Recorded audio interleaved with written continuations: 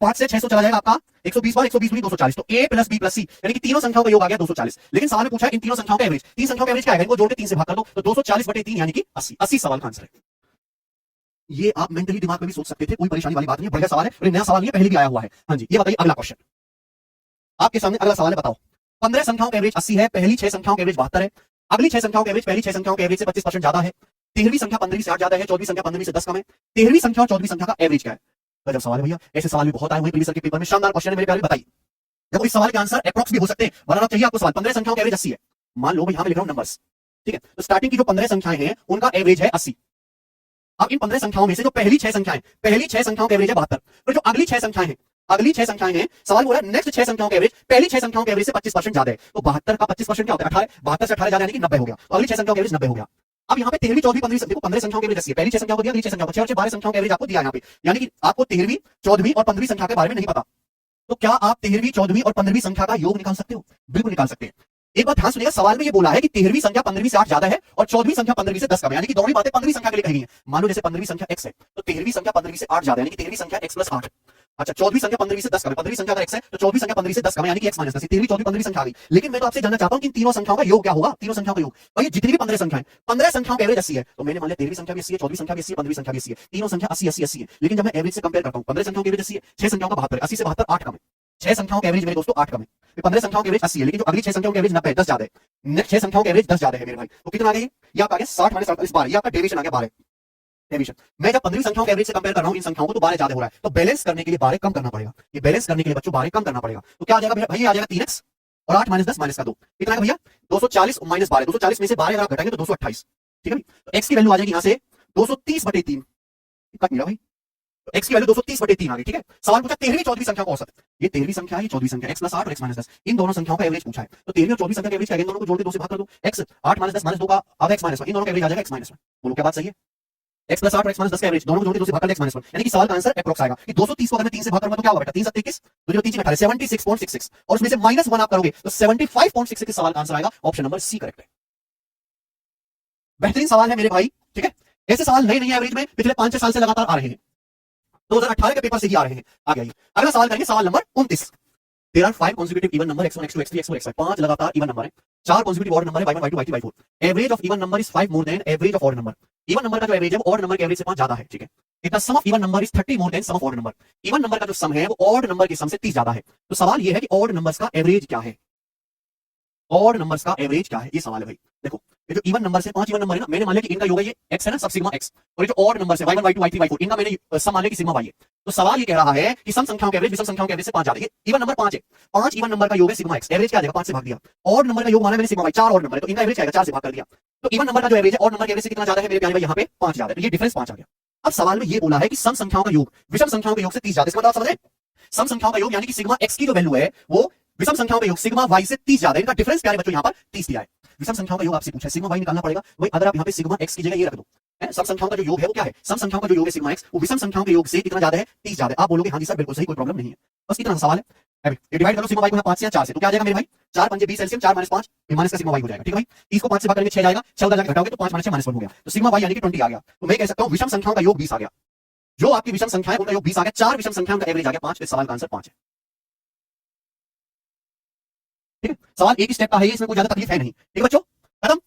ये एवरेज के 4 सवाल समाप्त हो गए, आगे चलते हैं फटाफट, अगला करेंगे रेशियो एंड मिक्सचर, अगला चैप्टर रेशियो एंड मिक्सचर के 5 शानदार सवाल हम लोग बनाएंगे। ये बताइए सवाल नंबर 30 कैसे करोगे। रोहन ने, बड़ा सवाल लग रहा है देखने में, रोहन ने 5 किलो प्रीमियम कॉफी और कुछ एक्स्ट्रा किलोग्राम ऑर्डिनरी कॉफी का ऑर्डर किया। The price of premium coffee per KG was 3 times that of ordinary coffee. Premium coffee का जो प्राइस था वो ऑर्डिनरी कॉफी से 3 गुना था। When the order was delivered, जब ऑर्डर डिलीवर हुआ, it was found that quantity of premium and ordinary coffee had been swapped. जब ऑर्डर आया तो ये देखा गया कि क्वांटिटी बदल गई है, ठीक है ना, प्रीमियम की और ऑर्डिनरी कॉफी की, इसकी वजह से बिल 40% बढ़ गया था, change this change increases bill by 40%, bill 40% बढ़ गया। तो पूछा ratio of original quantity of premium coffee to original quantity of ordinary coffee. तो जो हमने प्रीमियम कॉफी ऑर्डर की है और जो ऑर्डिनरी कॉफी हमने ऑर्डर की है उसका रेशियो कितना है, उसका अनुपात क्या है, ये सवाल है, आप बताइए। बताओ बच्चों, हम 2 टाइप की कॉफी है हमारा ऑर्डर करिए, एक प्रीमियम कॉफी है और एक ऑर्डिनरी कॉफी है। जब हम बात करते हैं तो प्रीमियम कॉफी का जो प्राइस है वो ऑर्डिनरी कॉफी के प्राइस का 3 गुना, यानी ऑर्डिनरी कॉफी 1 रुपए किलो है तो प्रीमियम कॉफी कितनी है 3 रुपए किलो, यही बात, कोई दिक्कत, कोई दिक्कत नहीं है। अब प्यारे दोस्त हुआ क्या है, हुआ ये है कि हमने प्रीमियम कॉफी ऑर्डर करी 5 केजी और मैंने मान लिया कि ऑर्डिनरी कॉफी आपने ऑर्डर की है x केजी, ऑर्डिनरी कॉफी आपने x केजी ऑर्डर करी है, तो आपका बिल कितना बनना चाहिए, अगर आपने प्रीमियम कॉफी 5 केजी ऑर्डर करी है, ठीक है, और आपने कुछ केजी मैंने 1 केजी ऑर्डर कॉफी ऑर्डर की, तो आपका बिल कितना बनना चाहिए?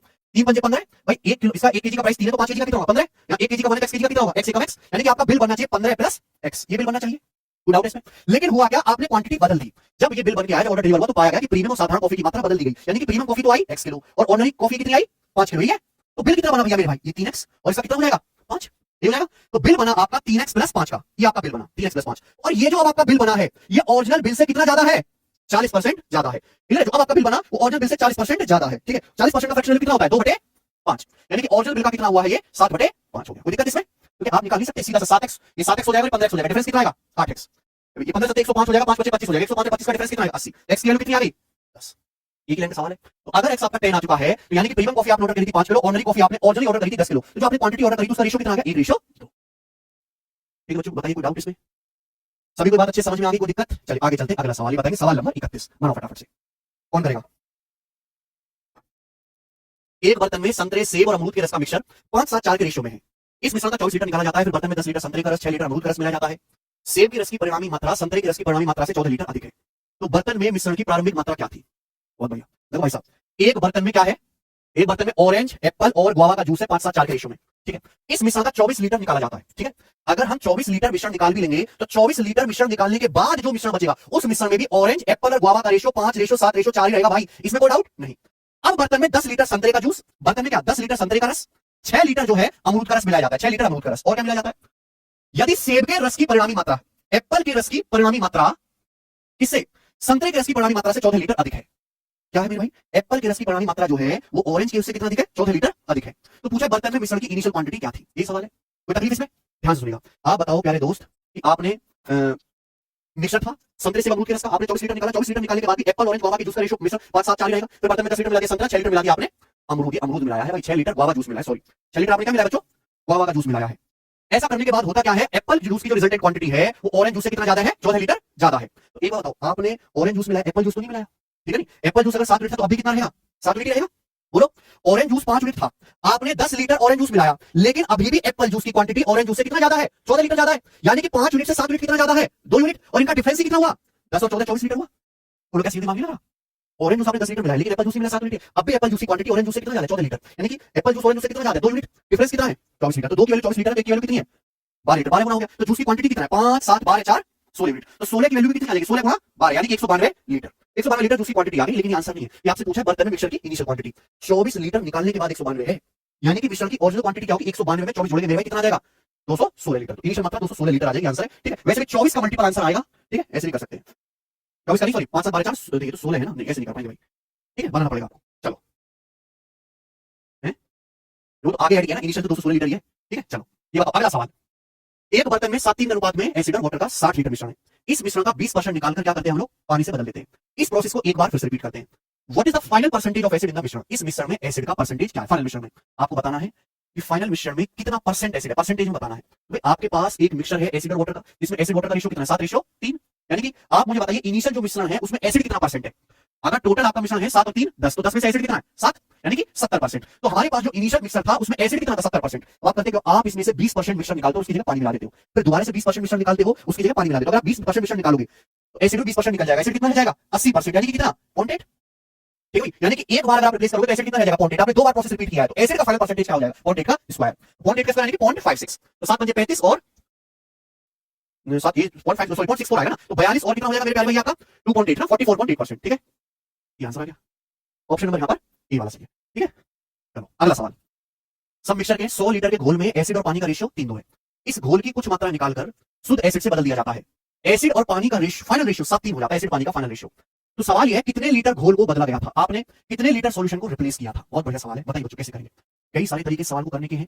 हमारे पास 100 लीटर का एक सॉल्यूशन है जिसमें एसिड वाटर का रेशियो 3:2 है, एसिड वाटर का। हम क्या करते हैं, इसमें से कुछ क्वांटिटी निकालते हैं और उसकी जगह एसिड मिला देते हैं, और एसिड मिला देते हैं, उसके बाद फाइनल रेशियो क्या हो जाता है? एसिड वाटर का 7:3 हो जाता है। तो आपसे पूछा कितने लीटर सॉल्यूशन को रिप्लेस किया गया था? देखिए आप यहाँ पे एसिड से रिप्लेस कर रहे हो, एसिड से। एसिड वाटर का सॉल्यूशन है 100 लीटर, आपने कुछ मिश्रण निकाला और उसकी जगह आपने एसिड मिला दिया। तो आपने एसिड मिलाया है मेरे प्यारे भाई, वाटर नहीं मिलाया, वाटर केवल निकला ही निकला है। आप मुझे बताओ मल्टीप्लाइंग फैक्टर वाला बता दो, आपके पास जो इनिशियल मिश्रण है उसमें वाटर कितना है? 2/5। इनिशियल मिश्रण में वाटर है 2/5, आपने कुछ सॉल्यूशन निकाला और उसकी जगह एसिड मिलाया, मान लिया कि मल्टीप्लाइंग फैक्टर की है। फाइनल मिश्रण में कितना वाटर है मेरे प्यारे? फाइनल मिश्रण में वाटर है 3/10 ही आ जाएगा। तो मल्टीप्लाइंग फैक्टर आ जाएगा मेरे भाई ये 3/4, ये 3/4 आ गया, यानी कि आपने 3/4 मिश्रण 3/4 मल्टीप्लाइंग फैक्टर आ गया, आपने रिप्लेस कितना किया है? 1/4।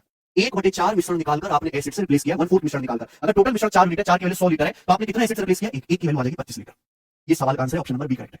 ऐसे सवाल को करने के 7-8 तरीके हैं, पता है? इसी टाइप के क्वेश्चन को करने के हर बच्चा अलग तरीके से करता है, टीचर भी अलग तरीके से कराता है, पर सबका जो है अंदर की कहानी सेम है। ये बताओ सवाल नंबर 34। 30 लीटर दूध वाले बर्तन में से 6 लीटर दूध निकाला जाता है, उसकी जगह 6 लीटर पानी डाल देते हैं। इस प्रोसेस को 4 बार रिपीट किया जाता है। Approximately how much original milk remains? लगभग कितना मूल दूध अंत में बचता है? आंसर मिक्स्ड फ्रैक्शन में है और फिर भी कह रहा है लगभग में। बताओ मिक्स्ड फ्रैक्शन में कैसे लगभग कर लिया इसने? चलो देखते हैं। हमारे पास एक बर्तन है, उस बर्तन में कितना दूध है? प्योर दूध है 30 लीटर। आपने क्या किया? सब बच्चे ध्यान सुनिएगा। 6 लीटर मिल्क इसमें से निकाला और उसकी जगह पानी मिला दिया, तो चारा प्रोसेस के बाद कितना दूध बचेगा? आप 30 लीटर में से 6 लीटर निकाल रहे हो, यानी कि कितना रिप्लेस कर रहे हो? 1/5। 1/5 निकालकर पानी से रिप्लेस कर रहे हो 1/5 निकालकर, तो मल्टीप्लाइंग फैक्टर कितना आ जाएगा? 4/5। बताइए आपने इस प्रोसेस को 4 बार किया, तो चारा प्रोसेस के बाद बर्तन में कितना दूध बचेगा? इसकी पावर 4। इतने बार आप रिप्लेस करोगे मल्टीप्लाइंग फैक्टर की उतनी पावर करना, ये आपका आंसर आ जाएगा। 30 लीटर हुआ, ये 4 की पावर 4 कितना आ जाएगा मेरे भाई? 256, और 5 की पावर 4 कितना आ जाएगा आपका? ये 625। ठीक है, तो ये तो 5 × 30 और ये चला जाएगा 5 से 125 बार। ठीक है, तो आंसर काफी दूर दूर है, ऐसे कर लूंगा। 125 दूनी 250 और 6 दूनी 12, लेकिन लगभग 12 के करीब आएगा, तो ये वाला आंसर है, सी ऑप्शन करेक्ट है। आगे चलिए, खत्म। ठीक है भाई, टाइम एंड वर्क है, बहुत सिस्टमैटिक वे में मैं आपको सवाल करा रहा हूं, बिना कोई टाइम वेस्ट के, कोई हंसी मजाक नहीं, कुछ कहना नहीं, केवल सवाल, केवल कंटेंट, केवल सॉल्यूशन। आइए सवाल नंबर 35 भाई। ए और बी किसी काम को 28 और 35 दिन में पूरा कर सकते हैं। उन्होंने साथ मिलकर काम करना शुरू किया, लेकिन कुछ समय बाद ए ने काम छोड़ दिया। बी ने बचे काम को 17 दिन में पूरा किया। तो सवाल यह, काम छोड़ने से पहले ए ने कितने दिन काम किया? देखिए आप इस सवाल को फ्रैक्शन से भी कर सकते हैं, डेटा इजी है, एलसीएम से भी कर सकते हैं, दोनों तरीके बढ़िया है। मान लो कि जैसे दो लोग हैं ए और बी, ठीक है भाई। ए किसी काम को कितने दिन में कर सकता है? 28 दिन में। बी कर सकता है 35 दिन में। तो 28 और 35 कैलसियम 140, दोनों 140 के बच्चे हैं। मैंने मान लिया कि टोटल वर्क 140 है, तो ए की एफिशिएंसी कितनी आ जाएगी? 28 पंजे। बी की एफिशिएंसी आ जाएगी 35 चौका। ये ए और बी की एफिशिएंसी आ गई। अब ध्यान से सुनिएगा, दोनों ने ए और बी ने साथ में मिलकर काम शुरू किया। दोनों ए और बी ने साथ में मिलकर काम शुरू किया, साथ में काम करते रहो। लेकिन कुछ समय बाद ए ने काम छोड़ दिया, यहां कुछ टाइम तक ए ने काम छोड़ दिया और बाकी बचा काम बी ने किया है 17 दिन में। तो पूछा है काम छोड़ने से पहले ए ने कितने दिन काम किया था? लेकिन सवाल में ये वाला टाइम पूछा, ये वाला टाइम क्वेश्चन पूछा है, ए ने कितने दिन काम किया था। बात समझे? ठीक है, अब ध्यान से सुनिएगा बच्चे। ए और बी ने साथ में काम शुरू किया, कुछ दिन बाद ए छोड़ के चला गया। बी ने बचा काम 17 दिन में किया। बी एक दिन में 4 कुर्सी बनाता है। अगर बी एक दिन में 4 कुर्सी बनाता है, तो बी ने 17 दिन में कितना काम किया होगा? बताओ। 68, 17 चौका 68। लेकिन टोटल काम तो 140 है। 140 में से अगर 68 काम अकेले ए ने किया है, तो बचा काम कितना मेरे भाई? 72, 72। बचा हुआ 72 यूनिट काम ए और बी दोनों ने मिलकर किया है। और ए और बी दोनों लोग मिलकर एक दिन में 9 यूनिट काम करते हैं। ए और बी दोनों मिलकर एक दिन में 9 कुर्सी बनाते हैं, तो 72 कुर्सी बनाने में कितना समय लगेगा? 8 दिन। यानी कि ए और बी दोनों ने साथ में मिलकर 8 दिन काम किया है। तो ए जो है काम शुरू होने के 8 दिन बाद छोड़ के गया। ये सवाल का आंसर हो जाएगा 8 दिन। ठीक है, आ जाओ अगला सवाल करेंगे, सवाल नंबर 36। बताइए बच्चे, कौन करेगा? ए और बी मिलकर एक काम को 12 दिन में कर सकते हैं। भाई दो लोग हैं ए और बी, ए और बी मिलकर इसी काम को 12 दिन में कर सकते हैं। आगे बोला गया है बी और सी से 16 दिन में पूरा कर सकते हैं। बी और सी इसी काम को 16 दिन में कर सकते हैं। ए 5 दिन, बी 7 दिन काम करने के बाद सी को काम पूरा करने में शेष 13 दिन लगते हैं। सी को अकेले काम पूरा करने में कितने दिन लगेंगे? ये सवाल एज इट इज बिल्कुल सेम डाटा मैं टाइम एंड वर्क की अपनी पहली शीट पे पिछले 5 साल से करा रहा हूं। सेम सवाल मेरे भाई, और ये सवाल एक बार में इससे पहले भी ना जाने कितनी बार आ चुका है, बहुत इंपॉर्टेंट है। सवाल में बस ये बोला गया है कि ए और बी 12 दिन में काम कर सकते हैं, बी और सी 16 दिन में। ठीक है, 12 और 16 का एलसीएम क्या होता है बच्चों? 48। तो हमने माना कि टोटल वर्क 48 है, तो यहां से ए और बी एक दिन में कितना काम करेंगे? 12 चौक 48। बी और सी 48 कुछ 16 दिन में बनाते हैं, एक दिन में कितना बनाएंगे? 3। ये ए प्लस बी और बी प्लस सी की क्या आ गई? एफिशिएंसी आ गई। सवाल में ये पूछा गया एक्चुअली सी को काम पूरा करने में कितने दिन लगेंगे। ये सवाल तभी हल होगा जब आपको सी की एफिशिएंसी पता चलेगी। सी की एफिशिएंसी निकालनी है, बताओ कैसे निकालेंगे। और सवाल की सबसे बड़ी शर्त यह है कि ए 5 दिन काम करता है, बी 7 दिन काम करता है और सी को बचे काम करने में 13 दिन लगते हैं। ठीक है, तो आप मुझे बताइए, मान लो जैसे ए की एफिशिएंसी ए है, बी की बी है, सी की सी है, तो ए 5 दिन में कितना काम करेगा? 5 है। बी कितने दिन काम करता है? 7 दिन। 7 दिन में कितना काम करेगा? 7 भी। सी बचा काम 13 दिन में करता है, 13 दिन में कितना काम करेगा? 13 सी। तो ये काम हो गया टोटल, और टोटल काम हुआ कितना मेरे प्यारे? 48। टोटल वर्क 48 है, तो 48 के बराबर होना चाहिए। अब आप मुझे बताओ यहां से सॉल्व करके सी की वैल्यू कैसे आएगी? बताओ गोविंद, कैसे आएगी सी की वैल्यू? कैसे आएगी यहां से? ए प्लस बी की कितनी एफिशिएंसी? 4। बी प्लस सी की कितनी है? 3। और ये है 5a plus 7b plus 13 48। Total 48 हुआ है। भैया ये जो 7b है ना, मुझे a प्लस b पता है, ये 5a प्लस 7b है, तो क्या 7b को ब्रेक करके आप ऐसे लिख सकते हैं 5b plus 2b? 5b plus, क्योंकि मैं ये वैल्यू तो निकाल लूंगा ना आसानी से। ये 2b आ गया, मुझे b प्लस c पता है कि नहीं? b प्लस c 3, ये 2b है, तो क्या 13c को ब्रेक करके मैं ऐसे लिख सकता? भाई 13c को ब्रेक करके ऐसे लिख सकता 2c प्लस 11c बराबर 48। कोई दिक्कत? क्योंकि मुझे b प्लस c पता है। आप खुद ही सोचो दोस्त, अगर a प्लस b की एफिशिएंसी 4 है, तो 5a प्लस 5b क्या आ जाएगा? 20। भाई अगर b प्लस c 3 है, तो 2b प्लस 2c कितना आ जाएगा? 6 प्लस 11c बराबर 48। तो 20 और 6 26, 48 माना 26 22। तो सी की वैल्यू 22/11 2। सी की एफिशिएंसी 2 आ गई। और जब सी की एफिशिएंसी 2 आ गई है, तो मुझे बताइए सी अकेले काम करने में 48 यूनिट 2 एफिशिएंसी के साथ कितने समय लेगा? 24 दिन का टाइम लेगा। आप यहां से बी की एफिशिएंसी भी निकाल सकते हैं, 1 आ जाएगी। ए की एफिशिएंसी भी निकाल सकते हैं, 3 आ जाएगी। समझ में आया? कुछ भी सॉल्व कर सकते हैं, ये तरीका है इस टाइप के सवाल को करने का। आगे आ जाइए, बताओ सवाल नंबर 37। टाइम एंड वर्क का एक और शानदार सवाल आपके सामने। ये सवाल बहुत जरूरी है आने वाले टाइम में सिलेक्शन लेने के लिए। बस इन्हें 1000-1000 सवाल लगाना, ये लगानी पड़ेंगे। अकेले टाइम एंड वर्क चेक करके 100 सवाल है। 100 सवाल तो बच्चा बैच में नहीं पढ़ता, ये तो 1 साल के सवाल है लेटेस्ट अभी के। ठीक है, तो मैं आपको 4 सवाल करा रहा हूं, छठ के वो तो कर लो औकात वाले। ये देखिए, एक contractor employs 15 man to complete a work in 24 days. एक ठेकेदार 15 आदमी को एक काम 24 दिन में पूरा करने के लिए अपॉइंट करता है। 15 आदमी लगा दिए, कितने दिन में काम करना है? 24 दिन में। Work in 8 hours per day. हर आदमी पर डे कितना काम करता है? 8 घंटे। आफ्टर 6 डेज, 6 दिन के बाद, he adds 5 more man but also reduce the working hour to 6 per day from the 7th day onwards. 6 दिन के बाद वो 5 आदमी बढ़ा देता है। लेकिन वो वर्किंग आवर्स पहले आदमी हर दिन 8 घंटे काम कर रहे थे, वो घटा के कितना कर देता है कि भाई साहब हर दिन 6 घंटे काम करो, मुश्किल काम है। सारे आदमी सेम एफिशिएंसी से काम करते हैं। How many more days will be required to finish the remaining work. पूछा यह है कि बचे काम को करने में कितना समय लगेगा, रिमेनिंग काम को करने में कितना समय लगेगा। तो रिमेनिंग वर्क पे ध्यान दीजिए ना भाई, मैन भी दिया है, डेज भी दिया है, वर्किंग आवर्स भी दिया है, तो टोटल वर्क होता क्या, मैन गुणा डेज गुणा आवर्स। तो आप रिमेनिंग वर्क पे ध्यान दीजिए। 15 आदमियों को कितने दिनों में काम करना था, 24 दिन में। 24 दिन में से 6 दिन ऑलरेडी बीत चुके हैं, तो यानी कि बचा काम कितने दिन में करना है, 15 आदमियों को बचा काम 18 दिन में करना है। और मेरे प्यारे भाई पर डे कितने घंटे काम करते हैं, 8 घंटे। 15 आदमी बचा काम 18 दिन में करेंगे अगर पर डे 8 घंटे काम करते हैं। लेकिन हुआ क्या, 6 दिन के बाद उसने 5 आदमी बढ़ा दिए। पहले कितने आदमी थे, 15, अब कितने आदमी हो गए, 20 आदमी हो गए। 20 आदमी यही रिमेनिंग बचा काम कितने दिन में करेंगे, ये सवाल है। लेकिन अब छठे दिन के बाद 7वें दिन से हर आदमी पर डे कितना काम कर रहा है, 6 घंटे। दिस शुड बी इक्वल, बराबर होना चाहिए। मैंने रिमेनिंग वर्क को बराबर कर दिया एमडीएच का फार्मूला। अब बताओ क्या गया आंसर, देखो 15 120 बीच 120 सीधा कट गया, तो डेज कितना आ गया, 18 है, 18 आ जाएगा। चलिए आगे चलते हैं। अगला सवाल, सवाल नंबर है आपके सामने 38। ए और बी एक काम को 30 दिन में पूरा कर सकते हैं। ए द्वारा 16 दिन तक काम करने के बाद बी को बचे काम को पूरा करने में, बी को अकेले पूरा काम 44 दिन में करना है। बी को अकेले पूरा काम करने में कितने दिन लगेंगे हैं? अगर क्वेश्चन सॉल्व करना है तो सीधा पता चला है कि बी की एफिशिएंसी निकालनी है। ठीक है भाई, सवाल ये है कि दो लोग ए और बी मिलकर एक काम को कितने दिन में कर सकते हैं, 30 दिन में पूरा कर सकते हैं। ए 16 दिन तक काम करने के बाद अगर छोड़ दे तो बी को बचा काम अकेले करने में कितना समय लगेगा, 44 दिन लगेगा। यानी कि एक ही काम को करने के यहाँ पे दो तरीके बता दिए, या तो ए और बी मिलकर 30 दिन में कर लेंगे, या ए ने 16 दिन कर लिया तो बचा काम भी 44 दिन में करेगा। तो पूछा बी को अकेले काम पूरा करने में कितने दिन लगेंगे। अच्छा, ए और बी मिलकर 30 दिन में काम पूरा करते हैं, इसका मतलब ए भी 30 दिन काम करेगा, बी भी 30 दिन काम करेगा, तो काम खत्म हो जाएगा। ए 30 दिन की बजाय कितने दिन काम करता है, ए 30 दिन की वजह 16 दिन काम कर रहा है, यानी कि ए जो है 14 दिन काम कम करता है। जब ए 14 दिन काम कम करता है, उसी की वजह से मेरे प्यारे भाई बी 30 दिन की बजाय कितने दिन में काम कर रहा है, 44 दिन में। यानी कि बी को कितने दिन ज्यादा लगे, 14 दिन ज्यादा लगे। ए ने 14 दिन काम कम किया, उसी की वजह से मेरे प्यारे भाई बी को 14 दिन ज्यादा लगे हैं। क्लियर है, आप बोलोगे हाँ सर तो दिस शुड बी इक्वल। तो यहां से क्या पता चल गया, ऐसे पता चल गया कि ए और बी की एफिशिएंसी बराबर है। ए ने 14 दिन कम काम किया, उसी वजह से बी को 14 दिन ज्यादा काम करना पड़ा, तो ए और बी की एफिशिएंसी बराबर है। सवाल सॉल्व हो गया। भैया अगर ए और बी दोनों लोग मिलकर काम 30 दिन में करते हैं और दोनों की एफिशिएंसी बराबर है, तो ए अकेला काम कितने दिन में करेगा, 60 दिन में, बी अकेला काम कितने दिन में करेगा, 60 दिन में। ये 60 दिन में, 20 60 दिन में, दोनों लोग मिलकर कितने दिन में करते हैं, 30 दिन में कर देंगे। कुछ भी नहीं है सवाल में बच्चों। ठीक है, आगे चलते हैं। खत्म टाइम एंड वर्क के 4 सवाल, ये आ जाएगा आपका टाइम स्पीड एंड डिस्टेंस। अब हम टाइम स्पीड एंड डिस्टेंस के शानदार 2 लेटेस्ट सवालों को बनाएंगे मेरे प्यारे भाई, आ जाइए। सवाल नंबर है आपके सामने यहाँ पर 39। एक कार एक सर्कुलर ट्रैक पर पॉइंट पी से चलना शुरू करती है और एक एसयूवी पॉइंट क्यू से चलना शुरू करती है, जो गति की दिशा में पी से 600 मीटर आगे है। एसयूवी जो है 600 मीटर आगे है। ठीक है, कार की स्पीड 15 मीटर पर सेकंड है और एसयूवी की 10 मीटर पर सेकंड है। ट्रैक की परिधि 1.5 किलोमीटर है। तो पूछा जब कार पहली बार एसयूवी से आगे निकलेगी तो उसने कितनी दूरी तय की होगी। जब कार पहली बार एसयूवी से आगे निकलेगी, how much distance will the car have travelled, तो कार कितनी डिस्टेंस ट्रैवल कर चुकी होगी। अंदर सवाल है, बेहतरीन सवाल है, कंफ्यूज कर देने वाला, ध्यान सुनिएगा। अगर यहाँ सर्कुलर ट्रैक ना होता तो ज्यादातर सभी बच्चे सवाल को कर लेते। एक कार एक सर्कुलर ट्रैक पर पॉइंट पी से चलना शुरू करती है। मान लो जैसे पॉइंट पी है, यहाँ पॉइंट पी से क्या चली एक कार और एक एसयूवी पॉइंट क्यू से चलना शुरू करती है। ये रहा पॉइंट क्यू, यहाँ से क्या चली एक एसयूवी। ठीक है भाई, अब सवाल हो रहा है कार की स्पीड कितनी है, 15 मीटर पर सेकंड, एसयूवी की स्पीड कितनी है, 10 मीटर पर सेकंड। यानी कि एसयूवी स्लो है, कार फास्ट है। तो यानी कि कार एक टाइम पे एसयूवी को ओवरटेक करके आगे निकल जाएगी, यही बात है।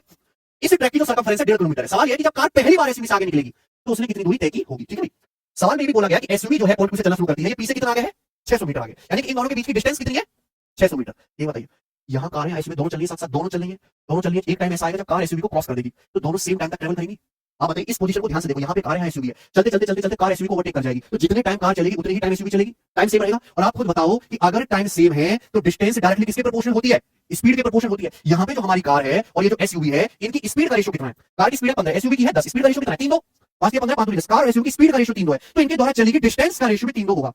यानी कि जितने टाइम में कार 3 यूनिट डिस्टेंस जाएगी उतने टाइम में एसयूवी 2 यूनिट डिस्टेंस जाएगी। तो इनके बीच का गैप कितने का है, इनके बीच का गैप अगर 600 मीटर खत्म हो जाता है तो कार एसयूवी को ओवरटेक कर जाएगी। तो 1 यूनिट की वैल्यू है 600 मीटर, तो कार एसयूवी क्रॉस करेगी तो कितनी डिस्टेंस जाएगी फिर, 3 यूनिट। तो 3 की वैल्यू कितनी आ जाएगी, 1800 मीटर। तो इस सवाल का आंसर है 1800 मीटर, ऑप्शन नंबर। ठीक है ना, तो यहाँ पे हमने एक्चुअली चोर पुलिस वाला सवाल है ना, बस यहाँ पे सर्कुलर ट्रैक घुसा दिया है। आगे चलेंगे, सवाल नंबर है आपके सामने 40। बताओ बच्चों, मैंने ना धारा के और रेलगाड़ी के तो कोई सवाल देखे नहीं सवाल सीजल के पेपर में, ऐसे नॉर्मल क्वेश्चन है सर्कुलर ट्रैक के। 3 दोस्त XYZ 2 किलोमीटर परिधि वाले एक वृत्ताकार ट्रैक पर साइकिल चला रहे हैं। वे सभी सुबह 9 बजे एक ही पॉइंट से चलना शुरू करते हैं और 10, 12 और 15 किलोमीटर पर आवर की स्पीड से सेम डायरेक्शन में यात्रा करते हैं। अगर वे दोपहर 10 बजे तक साइकिल चलाना जारी रखते हैं, दोपहर 1 बजे तक सॉरी, तो वे तीनों कितनी बार स्टार्टिंग पॉइंट पर मिलेंगे, कितनी बार स्टार्टिंग पॉइंट पर मिलेंगे। ठीक है बच्चों, बहुत बढ़िया। देखो, एक फ्रेंड XYZ 2 किलोमीटर के सर्कुलर ट्रैक पर साइकिल चला रहे हैं। सुबह सुबह इन्होंने 9 बजे एक ही पॉइंट से चलना शुरू किया। पूछा यह है कि 9 बजे से 1 बजे तक 4 घंटा हो गया, इस 4 घंटे के दौरान वे तीनों कितनी बार स्टार्टिंग पॉइंट पर मिलेंगे।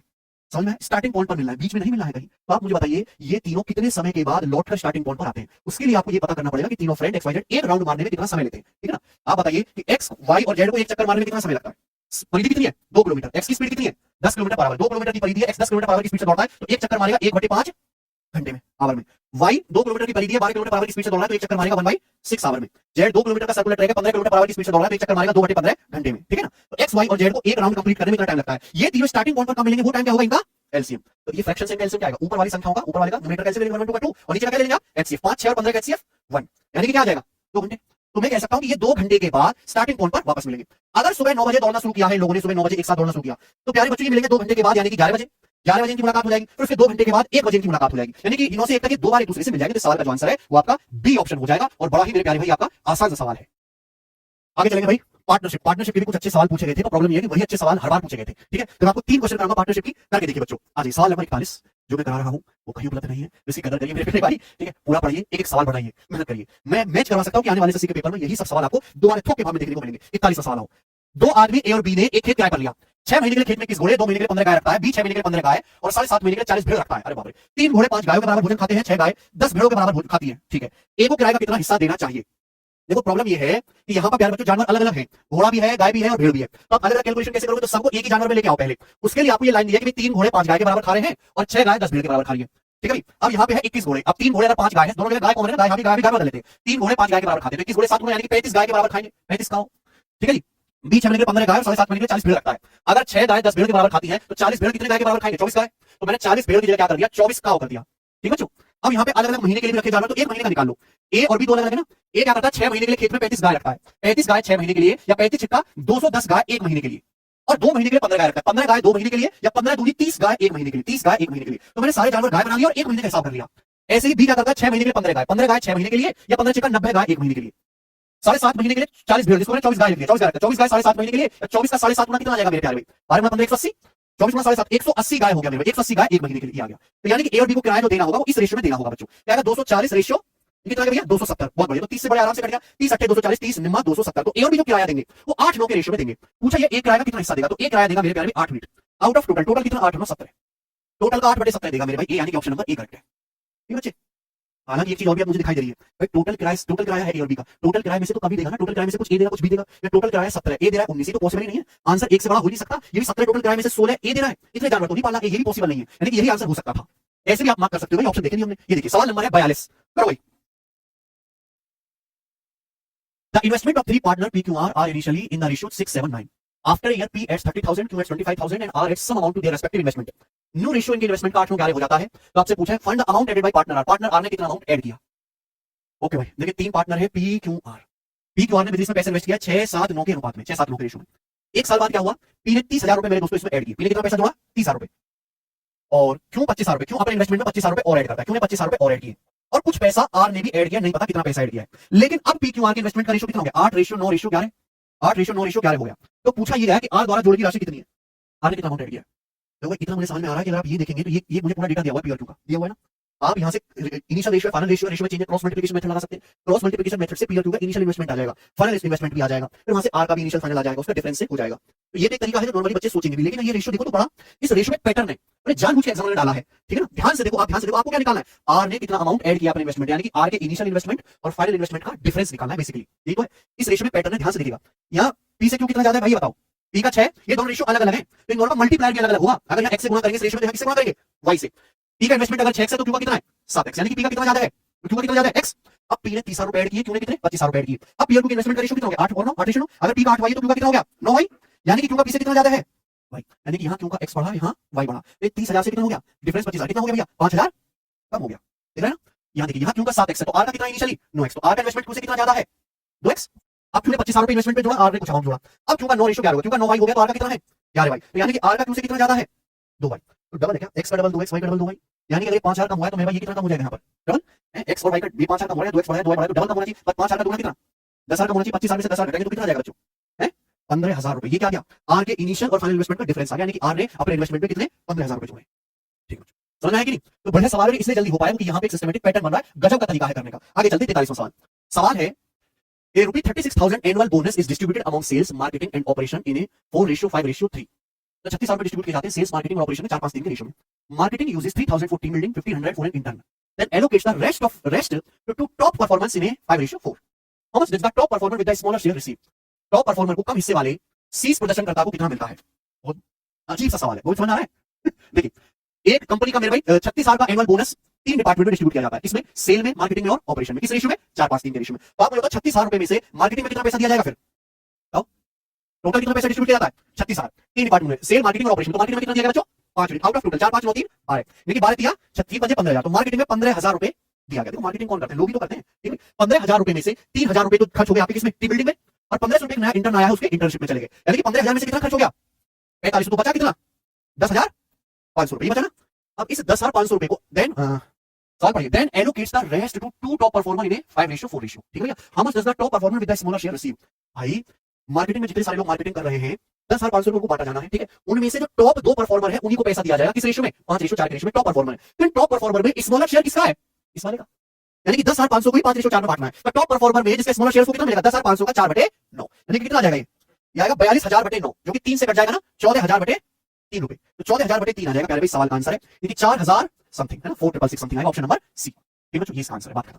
सवाल बहुत हल्का है। आज अगला करेंगे भाई सिंप्लीफिकेशन, खत्म हो गए सिंप्लीफिकेशन के शानदार 3 सवाल बनाएंगे। आज सवाल नंबर 44, दिए गए समीकरण में x का मान बताओ, √7 + x + √7 - x upon √7 + x - √7 - x बराबर 4। बताओ गोविंद कैसे करेंगे सवाल को, आपको x का मान बताना है, ऑप्शन आपके सामने, तो वो तरीका हमेशा जिंदाबाद है कि आप ऑप्शन से यहाँ पे वैल्यू रख के चेक कर लो, आपका आंसर आ जाएगा। लेकिन हर एक ऑप्शन को चेक करके देखना भी कोई आसान काम नहीं है, तो फिर ऐसे सवालों में हम क्या लगाते हैं हमेशा है रेशनलाइज नहीं, कंपेयर टू डिविडेंड ज्यादा बेटर। हम यहाँ पे कंपेयर टू डिविडेंड लगा देते हैं। √7 + x + √7 - x बटे √7 + x - √7 - x कितना दिया है 4, 4 मतलब क्या होता है 4/1। अब मैं आपसे पूछता हूं अगर x + y बटे x - y a बटे b है तो x से y का रेशियो क्या होगा, यानी कि √7 + x से अगर मैं यहाँ पे √7 + x बटे √7 - x इन दोनों का रेशियो निकालूं, इन दोनों संख्याओं का रेशियो निकालूं, तो इनका रेशियो क्या आएगा, इनका रेशियो आएगा 4 + 1 अपॉन 4 - 1, ये रेशियो यानी कि 5/3।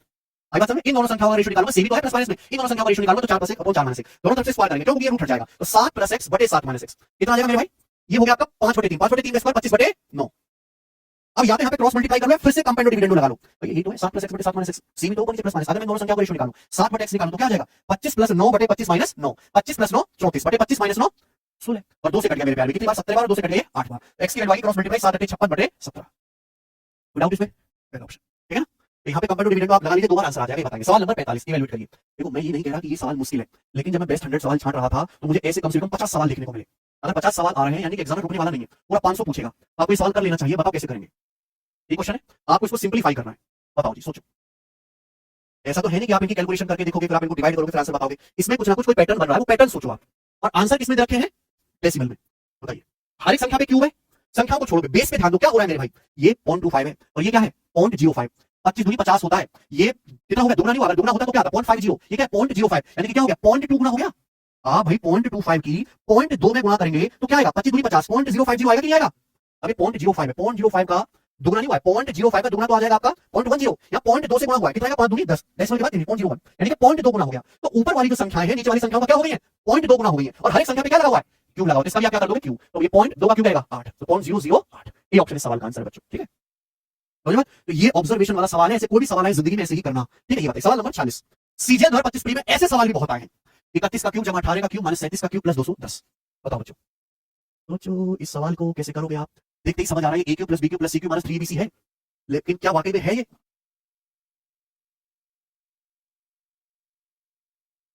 ए cube plus B cube plus C cube minus 3bc तीनों गुणा करने के तो कतई ये नहीं आएगा, यानी कि ये अलजेब्रा का वो है ही नहीं, ये नॉर्मल सिंपलीफिकेशन का सवाल है। इसका क्यूब निकालो, इसका क्यूब निकालो, इसका क्यूब निकालो और 210 ऐड कर दो। ठीक है, सिंपल कैलकुलेशन करनी है, और यूनिट आप मैच नहीं कर सकते, हर ऑप्शन का यूनिट सेम है 0, तो फिर क्या रास्ता बचता है हमारे पास, डिजिटल सम। हम क्या करते हैं, इसका डिजिटल सम निकाल लेते हैं। वही क्या है 3 और 1 4 का क्यूब, 3 4 4 का क्यूब 64, 64 मतलब 6 4 10, यानी कि डिजिटल सम 1, 1 और 8 9 9 मतलब डिजिटल सम 0, 7 3 10 10, यानी कि 1 1 का क्यूब डिजिटल सम 1, 2 1 3, 210 का डिजिटल सम क्या आ जाएगा 2 1 3, तो 1 और 1 कट गया, तो यानी कि डिजिटल सम क्या आ गया 3 आ गया, इसका डिजिटल सम आया 3। लेकिन अगर मैं सवाल का ऑप्शन देखूं तो ऑप्शन तो माइनस में है, डिजिटल सम 3 आया है, तो अगर 3 डिजिटल सम है पॉजिटिव तो नेगेटिव क्या होगा 9 9 घटा दो -6, इसी संख्या को 9 से भाग करने पर जो रिमाइंडर बचता है वही तो डिजिटल सम है। अगर 3 है तो नेगेटिव डिजिटल सम क्या आएगा -6, यानी कि माइनस साइन के साथ ये जो भी संख्याएं हैं जिसका डिजिटल सम 6 हो गया वो आंसर होना चाहिए।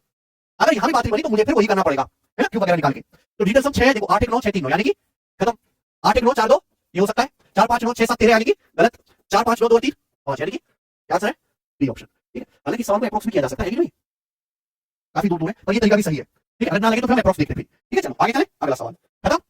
देखिए वैसे तो अलजेब्रा ट्रिग्नोमेट्री की कतई मट्टी पाली कर दी है सवालों ने, पूछता ही नहीं, देखो ना बहुत कम सवाल आने लगे अलजेब्रा ट्रिग्नोमेट्री का, पढ़ाए जा रहे हैं और सवाल आएंगे इससे। चलिए फिर भी जो गिने सवाल है आपको कराता हूं ठीक ठाक, और वो बहुत हल्के। यदि x + 1/x 5 है तो पूछा है 2x बटे x² - 1 का मान ज्ञात कीजिए।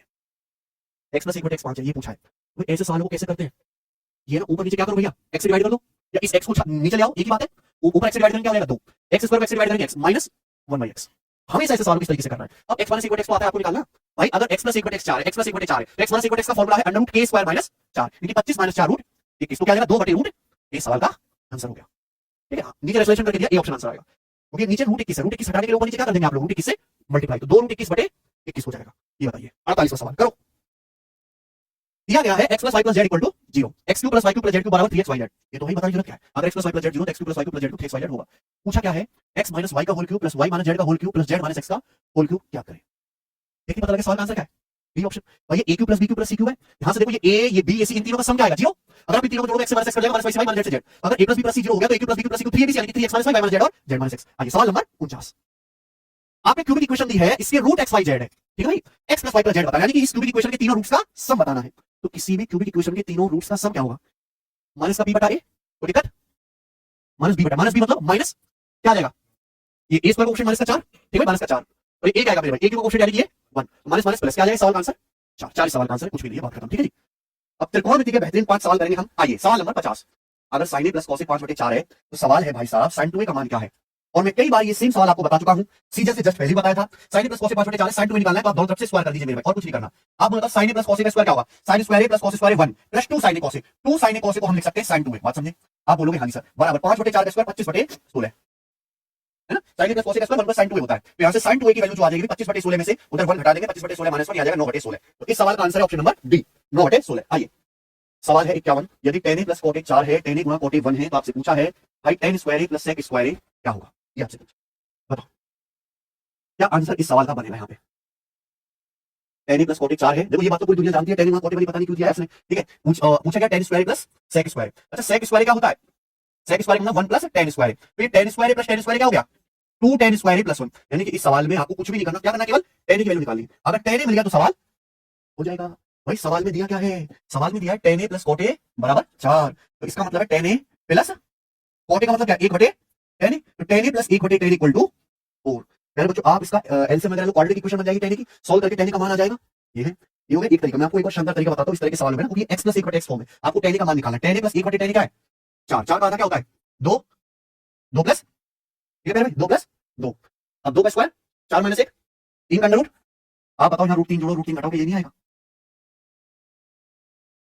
लेकिन ये चीज कब सीखोगे जब आप बहुत प्रैक्टिस करोगे, केवल कौन से पॉलिसी से फॉर्मूला याद करने से नहीं आएगा भाई। आप यहाँ देखो tan a और cot a क्या एक दूसरे के उल्टे, इनकी गुणा करके क्या आना चाहिए 1, जोड़ने क्या आना चाहिए 4, तो 2 प्लस रूट 3 और 2 माइनस रूट 3, क्या है 2 प्लस रूट 3 और 2 माइनस रूट 3 की गुणा करोगे क्या आएगा 4 आएगा, 4 आएगा प्यारे बच्चों, ठीक है, सॉरी गुणा करके क्या आएगा 1 आएगा, a plus b minus b square 4 minus 3, इनको जोड़ के क्या आ रहा है जोड़ के 4 आएगा, बात है समझ में। तो tan a का मान क्या आ गया, हालांकि यहाँ tan a का मान 2 माइनस रूट 3 हो सकता है, tan a 2 माइनस रूट 3 है तो cot a क्या आएगा 2 plus root 3, tan a 2 plus root 3 है तो cot a क्या आएगा 2 माइनस रूट 3, लेकिन सवाल के ऑप्शन में केवल प्लस पॉजिटिव वैल्यू दे रखे, तो हम tan a क्या लेंगे 2 प्लस रूट 3 यहाँ रख दो, तो ट्वाइस ऑफ 2 प्लस रूट 3 का स्क्वायर क्या आएगा मेरा a प्लस b का स्क्वायर, इसका प्लस इसका प्लस 4 3 7 प्लस 4 रूट 3 प्लस 1, तो क्या आएगा 2 7 14 15 15 प्लस 8 रूट, बी ऑप्शन है, ठीक है ना। चलिए अगला सवाल, सवाल नंबर है यहाँ पर 50, बोलो सोचो समझो दिमाग लगाओ, आंसर बताओ। A man observed the top of a pole with an angle of elevation 45 degree. He walked 15 meter towards the pole and the angle of elevation becomes 60 degree. What is the height of pole? आप बात को समझे कि भैया मान लो ये एक ground level है, ठीक है, ये ग्राउंड लेवल है और ये क्या है एक पोल यानी कि एक खंभा है। अब जरा बहुत ध्यान समझिएगा कि एक आदमी खंभे के टॉप को देखता है 45 डिग्री के एलिवेशन एंगल पे, मान लीजिए एक आदमी यहाँ है पॉइंट ए पर, वो पॉइंट ए से खंभे के टॉप को देखता है कितने के एंगल पे 45 डिग्री के एंगल पे, यही है, वह खंभे की ओर 15 मीटर चलता है, पोल की ओर से 15 मीटर चल के यहाँ आ गया पॉइंट बी पर, ठीक है, कितनी दूरी चल गया 15 मीटर, और एलिवेशन एंगल क्या है पॉइंट बी से पोल के टॉप का एलिवेशन एंगल कितना है 60 डिग्री आ गया भाई। तो आपसे पूछा पोल की हाइट क्या है, ऐसे सवाल पेपर में तो के भाव में हमेशा से आते रहे हैं और बचपन में अलग तरीके से करते थे, स्मार्ट तरीके से आपको करना होता है। कभी इस तरह का सवाल है 90 डिग्री का एंगल है, इससे 60 डिग्री जो लेंथ है आप इसको 1 यूनिट मान लीजिए कि माना ये लेंथ 1 है, माना ये लेंथ 1 है, तो 30 60 90 ट्रायंगल है, 90 है 60 है तो 30 डिग्री है, अगर 30 डिग्री के सामने 1 है तो 60 डिग्री के सामने रूट 3। अब इस बड़े वाले राइट एंगल को देखो 45 डिग्री के सामने 45, ये 90 डिग्री के एंगल 45 के सामने रूट 3, तो 45 के सामने पूरी लेंथ कितनी आ जाएगी यहाँ से तक रूट 3 आ गया, ये पूरी लेंथ रूट 3 है, ये 1 है, कितना बचा फिर रूट 3 माइनस, तो रूट 3 माइनस 1 की वैल्यू सवाल में कितनी दी है 15 मीटर। अगर रूट 3 माइनस 1 की वैल्यू 15 मीटर है तो 1 यूनिट की वैल्यू कितनी है 15 बटे रूट 3 माइनस, आपसे क्या पूछा पोल की हाइट यानी कि रूट 3 यूनिट की वैल्यू पूछे, रूट 3 यूनिट की वैल्यू क्या आ जाएगी रूट 3 से, ये आ जाएगा रूट 3। बताओ कोई डाउट इसमें, क्या सवाल का आंसर ये वाला आ जाएगा ना सी ऑप्शन। भाई रेशनलाइजेशन आप कर दोगे, नीचे रूट 3 माइनस 1 है तो उसके लिए क्या करेंगे ऊपर नीचे रूट 3 प्लस 1 से गुणा, 15 रूट 3 है, नीचे रूट 3 माइनस 1 है तो ऊपर भी रूट 3 प्लस 1 से गुणा और नीचे भी रूट 3 प्लस 1 से गुणा, a minus b plus b इसका हो जाएगा 3 माइनस 1 2, यानी कि 15 रूट 3 प्लस 1 बटे 2 मीटर, ठीक है ना। तो केवल चित्र बनाते ही आपका आंसर आ जाएगा, कुछ भी यहाँ पे दिक्कत नहीं है। आगे चलेंगे सवाल नंबर 53, बहुत ही हल्का अलजेब्रा में त्रिकोणमिति बहुत हल्का पूछा गया लोग पेपर में। A vertical pole TF has its base F on the ground from a point A 25 meter from F, the angle of elevation of each x degree. From another point B 75 meter from F and the same line as the angle of elevation of each y degree. पोल की height 25 root 3 metre है, तो आपसे क्या पूछा x plus y का मान आपसे पूछा। देखो ध्यान सुनिएगा, मान लो कि जैसे एक ग्राउंड लेवल है, ठीक है, और ये हो गया आपको बच्चों यहाँ पे पोल, ये पोल है टीएफ, इसका बेस क्या है, जमीन पर पॉइंट एफ पर है। सवाल करा एफ से 25 मीटर की दूरी पर एक पॉइंट ए है, तो ये पॉइंट ए हो गया 25 मीटर की दूरी पर। इस पॉइंट ए से टी का जो ये है एलिवेशन एंगल कितने डिग्री का है, x डिग्री का है। एफ से 75 मीटर की दूरी पर ए के समान रेखा में, इसी सेम लाइन में इस पॉइंट एफ से 75 मीटर की दूरी पर एक दूसरा बिंदु है बी, तो ये कितना दूरी आ गया 75 मीटर। बी जो है पॉइंट एफ से 75 मीटर की दूरी पर है। अब पॉइंट बी से टी का एलिवेशन एंगल कितना है, ये वाला एलिवेशन एंगल ये y डिग्री का है। ठीक है भाई, खंभे की हाइट कितनी है यहाँ पे बताइए 25√3, ये टीएफ खंभा इसकी हाइट है 25√3। तो पूछा x + y का मान क्या है। 30 60 90 आप समझते हैं, बिल्कुल लल्लू सवाल है। 30 60 90 degree special right angle triangle है, 30 डिग्री के सामने 1 यूनिट, 60 डिग्री के सामने √3 यूनिट, 90 डिग्री के सामने 2 यूनिट। अगर आप इस राइट एंगल ट्रायंगल एफटी को देखोगे, ये एंगल है इसके सामने 25 है, तो इस एंगल के सामने 25√3 गुना हो गया, यानी कि एंगल कितना है 60 डिग्री का। बोलो तुरंत सवाल हो रहा है कि अगर आप इस वाले राइट एंगल ट्रायंगल को देखते समकोण त्रिभुज 25√3 है, ये क्या है 75, तो 25√3 का √3 गुना है भाई, 25√3 में √3 से गुना करो तो क्या आएगा 75, यानी कि ये एक है, इसका √3 गुना है, यानी कि y कितना आएगा 30 डिग्री, x + y कितना 60 30। मैं कुछ नहीं सवाल में भाई, आगे चलते हैं सवाल नंबर बताओ। Statue that is 1.6 metre in height is positioned on top of a pedestal. एक प्रतिमा जिसकी हाइट 1.6 मीटर है एक आधार स्तंभ पेडिस्टल के ऊपर स्थित है। मान लो मेरे भाई कि ये हो गया आपका ग्राउंड लेवल, ठीक है जी, और ये हो गया आपका एक खंभा पेडिस्टल, ठीक है जी, और इसके ऊपर यहां लगा हुआ है भगवान विष्णु की मूर्ति। तो तकलीफ, ठीक है, तो ये हो गया खंभे के ऊपर इस तरीके से मूर्ति यहां पे लगी हुई है। जमीन पर एक पॉइंट से प्रतिमा के टॉप का एलिवेशन एंगल 60 डिग्री है, जबकि उसी पॉइंट से आधार स्तंभ के शीर्ष तक का एलिवेशन एंगल 45 डिग्री है। अब मान लो कि जैसे ये पॉइंट पी है जमीन पर, ठीक है, जब इस पॉइंट पी से हम लोग क्या देखते हैं, इस स्टैचू के टॉप को देखते हैं तो एलिवेशन एंगल कितना आता है, कितना है 60 डिग्री। और इसी पॉइंट से जब हम ये जो पेडिस्टल है इसके टॉप को देखते हैं तो एलिवेशन एंगल कितना आता है, ये एलिवेशन एंगल 45 डिग्री का है। बात समझे, ठीक है ना। ये जो है प्यारे बच्चों, ये आपकी यहाँ पर ये मूर्ति है, ठीक है। तो आपसे सवाल में क्या पूछा, पेडिस्टल की हाइट क्या है। अच्छा यहाँ पे स्टैचू की हाइट है 1.6 मीटर, स्टैचू की हाइट कितनी है 1.6 मीटर। तो आपको जो पता लगाना है उस सवाल में ये है पेडिस्टल की हाइट, ठीक है बच्चों। तो बेसिकली इस सवाल में दो राइट एंगल ट्रायंगल बन गए, दो राइट एंगल ट्रायंगल की वाला एंगल क्या होगा 90 डिग्री का, ये 45 डिग्री और ये बड़ा वाला एंगल 60 डिग्री का है। तो ये देखो पहले छोटा राइट एंगल 45 डिग्री के सामने अगर 1 है तो ये लेंथ भी 1 है। अगर मैं बड़े राइट एंगल को देखता हूं 90 डिग्री है पूरा एंगल 60 डिग्री, तो कितना बचा 30 डिग्री। बड़े राइट एंगल में भाई अगर 30 डिग्री के सामने 1 है, ये 30 डिग्री के सामने 1 है तो 60 डिग्री के सामने क्या आएगा पूरा 60 डिग्री के सामने आ जाएगा पूरा √3, कोई दिक्कत नहीं। ये 30 डिग्री के सामने 60 डिग्री के सामने √3, ये पूरा √3 है, ये 1 है तो कितना बचा फ्री, ये पूरी हाइट √3 है, पेडिस्टल की हाइट 1 है तो कितना बचा √3 माइनस, तो √3 - 1 की वैल्यू भी सवाल में कितनी दी है, √3 - 1 की वैल्यू 1.6 मीटर है। पूछा गया 1 मिनट, तो 1 मिनट की वैल्यू कितनी आ जाएगी बताओ, 1 मिनट की वैल्यू आ जाएगी 1.6 बटे √3 माइनस मीटर, ये आंसर आ जाएगा। बताओ कोई डाउट है क्या, याद रखा इसमें रेशनलाइजेशन करके, तो ऊपर नीचे आप √3 + 1 से गुणा करोगे, नीचे √3 - 1 √3 + 1 क्या हो जाएगा 2, 2 से 1.6 कट जाएगा 0.8 बार, तो 0.8 × √3 + 1 मीटर। इस सवाल का आंसर है सी। बताओ कोई तकलीफ थी सवाल में, हाँ जी। ऐसे सवाल में कोई साइन कॉस टेन नहीं लगाना होता, सीधा जो है ऑप्शन से ही सवाल हो जाते हैं, ऑप्शन से नहीं, डायग्राम से सवाल बढ़ जाते हैं। आगे चलेंगे, त्रिकोणमिति कर लिए, अब हम ज्योमेट्री के शानदार 15 सवाल करेंगे। सबसे ज्यादा इस बार जो पेपर में सबसे ज्यादा सवाल किसी चैप्टर से आए वो था मेंसुरेशन। मेंसुरेशन का एक तरफा दबदबा है, एक तरफा, ठीक है जी। लेकिन ज्योमेट्री के भी काफी सवाल आए। मैं हमेशा से कहता हूं कि एसएससी में ज्योमेट्री मेंसुरेशन मतलब गणित के सिलेबस का 20% है, दोनों चैप्टर, इनको अच्छे से पढ़ो आप। चलिए तो आ जाते हैं ज्योमेट्री के पहले सवाल करेंगे 55वां, convert 2.5 radians to degree, 2.5 radian को आप डिग्री में बदलो, और ये बीसीडी 4 ऑप्शन है। पहली बात तो यहाँ ऑप्शन काफी दूर दूर है, आपको पता होना चाहिए कि एक रेडियन जो एंगल होता है, एक रेडियन एंगल की वैल्यू लगभग अप्रोक्स 57 डिग्री के बराबर होती है, ये आपको याद होना चाहिए। इससे आपका काम बहुत बच जाएगा, बार-बार कैलकुलेशन नहीं करनी पड़ेगी। एक रेडियन अगर 57 डिग्री है तो 2.5 रेडियन कितना आएगा, 2.5 × 57 डिग्री, ठीक है भाई। तो 50 की आप पहले 2.5 में गुणा कर लो 125, और 50 फिर उसकी 7 की, तो कितना आ जाएगा मेरे प्यारे 47। तो यानी कि आंसर जो आएगा किसी करीब आ जाएगा बी ऑप्शन, ठीक है ना। 50 × 2.5 125, फिर 7 × 2.5 70, यानी कि 143 के करीब आ जाएगा ऑप्शन नंबर बी। सवाल नंबर 56, एक समकोण त्रिभुज में लंबकेंद्र निम्नलिखित में से किस बिंदु पर स्थित होता है। In right angle triangle ortho centre lies at which of the following point. Ortho centre या लंबकेंद्र समझते हैं जहां किसी ट्रायंगल की तीनों हाइट एक दूसरे को काटती है। ट्रायंगल में 3 भुजाएं होंगी तो 3 हाइट होंगी, तीनों हाइट जहां काटेंगे मेरे भाई वो ऑर्थो सेंटर होगा। मान लो जैसे राइट एंगल ट्रायंगल, अगर मैं इस भुजा को बेस मानता हूं तो सामने वाले वर्टेक्स से हाइट क्या यही हाइट हो जाएगी, बोलो क्योंकि 90 डिग्री का है। अगर मैं इस भुजा को बेस मानता हूं तो सामने वाले वर्टेक्स से यही हाइट हो जाएगी, बेस है तो हाइट है तो बेस ये, तो 2 हाइट एक दूसरे को यहां काट रही है, यही पॉइंट क्या बनता है ऑर्थो सेंटर। तो मेरे प्यारे भाई राइट एंगल ट्रायंगल का जो ऑर्थो सेंटर है वो the vertex of the right angle 90 degree vertex पे ही होता है। ये ध्यान रखिएगा, मैंने आपको कांसेप्ट भी समझा दिया, कोई डाउट। चलिए, A triangle ABC has a circle inscribed within it with sides A, B, C. The area of the triangle is A. What is the radius of the described circle? अरे वाह, देखो बहुत basic सवाल है। देखो ये त्रिभुज है प्यारे बच्चों, मान लिया इस त्रिभुज की भुजाएं क्या है, small a small b small c। अब इसके अंदर एक सर्कल इंस्क्राइब्ड है, तो ये सर्कल है क्या, ये इस ट्रायंगल का इन सर्कल है, इन सर्कल यानी कि अंतःवृत्त। तो आपको इस ट्रायंगल के इन सर्कल की क्या निकालनी है, रेडियस, ठीक है। किसी भी ट्रायंगल के इन सर्कल की रेडियस का फॉर्मूला है r = डेल्टा/s।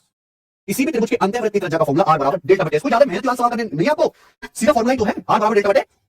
डेल्टा क्या है, ट्रायंगल का एरिया। सवाल में ट्रायंगल का एरिया क्या बोला है, ए। एस क्या है, ट्रायंगल का सेमी पेरीमीटर। सेमी पेरीमीटर यानी कि तीनों भुजाओं पे जोड़ो पेरीमीटर का आधा, यानी कि a + b + c / 2 पर पहुंच जाएगा। तो जाएगा twice of a upon small a + small b + small c। ये आंसर है। आ जाइए 58 नंबर, यदि किसी ट्रायंगल में अधिक कोण है तो उसका सर्कम सेंटर कहां होगा। अगर कोई triangle, if triangle has an obtuse angle, तो उसका सर्कम सेंटर क्या होगा, कहां होगा। अगर किसी त्रिभुज में एक एंगल ऑब्ट्यूज है तो ऑब्ट्यूज एंगल ट्रायंगल है, और ऑब्ट्यूज एंगल ट्रायंगल का सर्कम सेंटर हमेशा ट्रायंगल के बाहर होता है, सिंपल सा आउटसाइड द ट्रायंगल। ये बच्चों नहीं समझे होंगे, ये होता है मेरे भाई अधिक कोण त्रिभुज जिसमें एक एंगल 90 डिग्री से बड़ा होता है, ऑब्ट्यूज एंगल, ये ना। सर्कम सेंटर क्या होता है? ट्राइंगल के सर्कम सर्कल का सेंटर, ट्राइंगल का सर्कम सर्कल है, इसका सेंटर देखो बाहर है ट्राइंगल के, ठीक है ना बच्चों? इतनी सी बात है। तो सीधा आपसे थ्योरी पूछ रहा है, कुछ भी नया नहीं है। आगे आ जाएंगे सवाल नंबर 59। In a triangle ABC a line segment D is drawn through the centroid G parallel to side BC. D lies on AB and E lies on AC. What is the ratio of area of smaller triangle ADE to the area of trapezoid DECB? Geometry में centroid वाली sheet में as it is मैंने सवाल करवाया कई सालों से, अब आया पेपर में। ध्यान सुनना, कुछ भी नहीं है। मान लो कि मैं जैसे एक त्रिभुज है, त्रिभुज क्या है? ABC, ये ट्राइंगल एबीसी है। अब सवाल कौन सा? ट्राइंगल एबीसी में सेंट्रॉइड है केंद्रक जी है। अब सेंट्रॉइड जी से भुजा बीसी के पैरेलल लाइन खींची गई है, कौन सी? डीई। तो ये लाइन खींची गई पहले बच्चों डीई, ये लाइन सेंट्रॉइड जी से होकर जाती है और ये लाइन भुजा बीसी के पैरेलल है।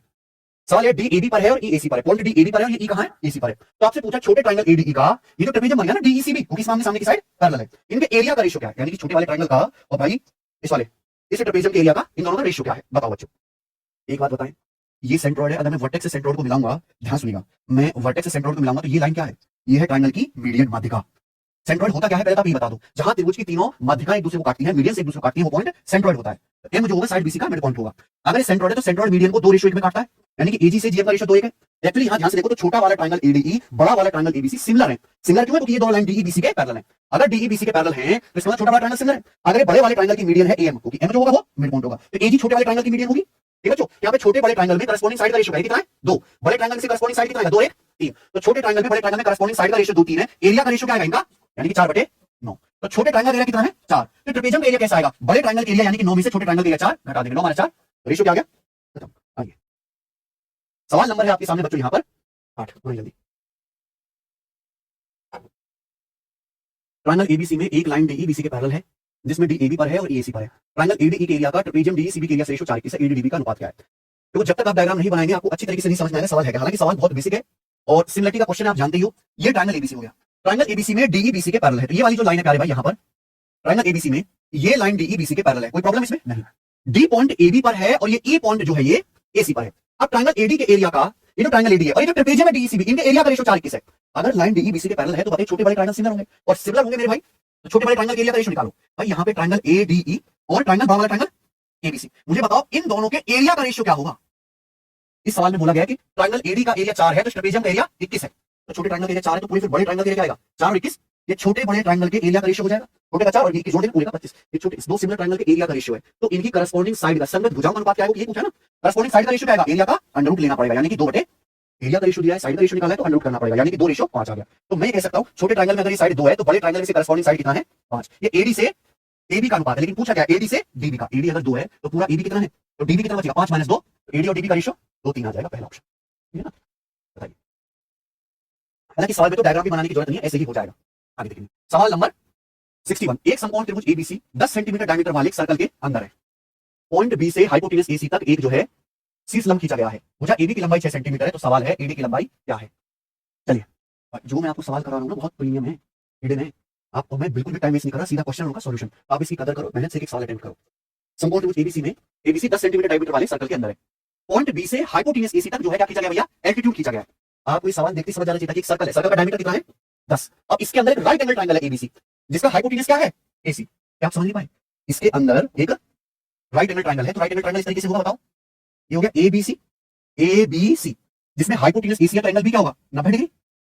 सेमी सर्कल में बना एंगल 90 डिग्री होता है, यानी कि जो एसी होगा ना बच्चों, इस सर्कल का डायमीटर होगा, व्यास होगा। समझ में आया ना? क्योंकि एसी डायमीटर है तो सेमी सर्कल अर्धवृत्त में एंगल बन रहा है एबीसी। अब यहाँ पे इसका डायमीटर ये एसी 10 है, ये एसी हाइपोटेनस है, राइट एंगल ट्रायंगल का सर्कल का व्यास है। भुजा एबी की लंबाई 6 है। तो ये आप एल्टीट्यूड डाला गया है पॉइंट बी से हाइपोटेनस एसी पर, ये बीडी, ये एल्टीट्यूड डाला गया 90 डिग्री का एंगल है। तो सवाल ये है कि यहाँ एडी की लंबाई बेसिकली आपसे पूछा गया कि ए से डी तक की लेंथ कितनी है, ये बताना है आपको। ठीक है बच्चों? और ये 90 डिग्री का एंगल है। आप मुझे बताइए ये 10 है, 6 है तो कितना आ जाएगा? ये 8। 6 8 प्लेट होगा 3 4 5 है, ये 3 4 5 है ना, 6 8 10 दुगना हो गया। एडी की लंबाई आपको निकालनी है और इसके कई सारे तरीके मेरे भाई, कई सारे तरीके सवाल को करने के हैं। ठीक है ना? अच्छा, एक रास्ता तो आपका यही हो जाएगा प्यारे बच्चों, एडी की लंबाई तो ये नहीं आएगी, ये तो बीडी की लंबाई आएगी। तो यहाँ पर तो 2 ऑप्शन सेम ही तो यहाँ पे 6 गलत टाइप हो रखा है, कोई बात नहीं। ये एक राइट एंगल ट्रायंगल है समकोण त्रिभुज, आपको क्या निकालना है? एडी। ये आप सिमिलरिटी से भी निकाल सकते हो, ये या फिर दूसरा रास्ता ये राइट एंगल ट्रायंगल की क्या है? एक लेग, टांगी तो है 90 डिग्री बनाने वाली साइड को क्या कहते हैं? लेग। और हाइपोटेनस पर क्या डाला गया? एल्टीट्यूड। तो सीधा कांसेप्ट है एबी का स्क्वायर बराबर, आप हाइपोटेनस पे पूछ जाइए, हाइपोटेनस पे पहले छोटी छलांग मारो एडी, फिर पूरी बड़ी छलांग मारो एसी। एबी स्क्वायर बराबर एडी गुणा एबी स्क्वायर बराबर एडी गुणा एसी। एबी आपका 6 है तो 6 का स्क्वायर बराबर एडी आपको निकालना है और एसी कितना आ गया? 10। तो 36/10 यानी कि कितना आ गया? 3.6। ये एडी की लंबाई आ गई। ठीक है बच्चों? यहाँ पे एक ऑप्शन गलत है, 6 नहीं होगा, ये 3.6 होगा। ठीक है बच्चों? चलो आगे सवाल नंबर आपके सामने 62। From an outside point P, two tangents PA and PB are drawn to a circle. A third tangent to the circle at a point Q intersect PA and PB at R and S respective. PA की लंबाई 10 है, triangle PRS का perimeter पूछा है तो 20 आ जाएगा। ठीक है, पेन तक उठाने की जरूरत नहीं है अगर आपने थोड़ा अच्छे से पढ़ लिया। पर पढ़ते कहां आप?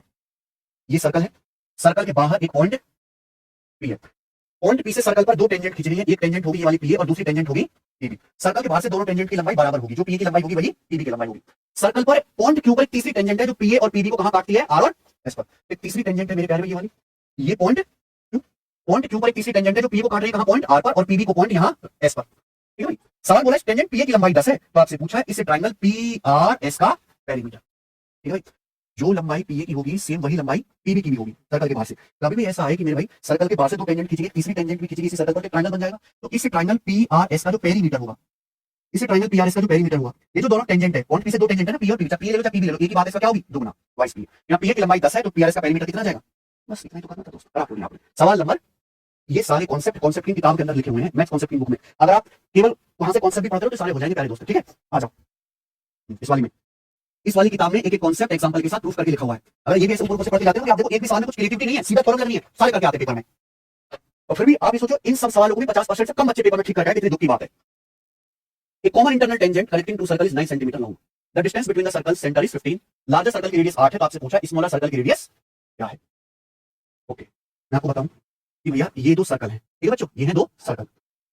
एक कॉमन इंटरनल टेंजेंट, दो वृत्तों को जोड़ने वाली एक उभयनिष्ठ आंतरिक स्पर्श रेखा की लंबाई 9 सेंटीमीटर है।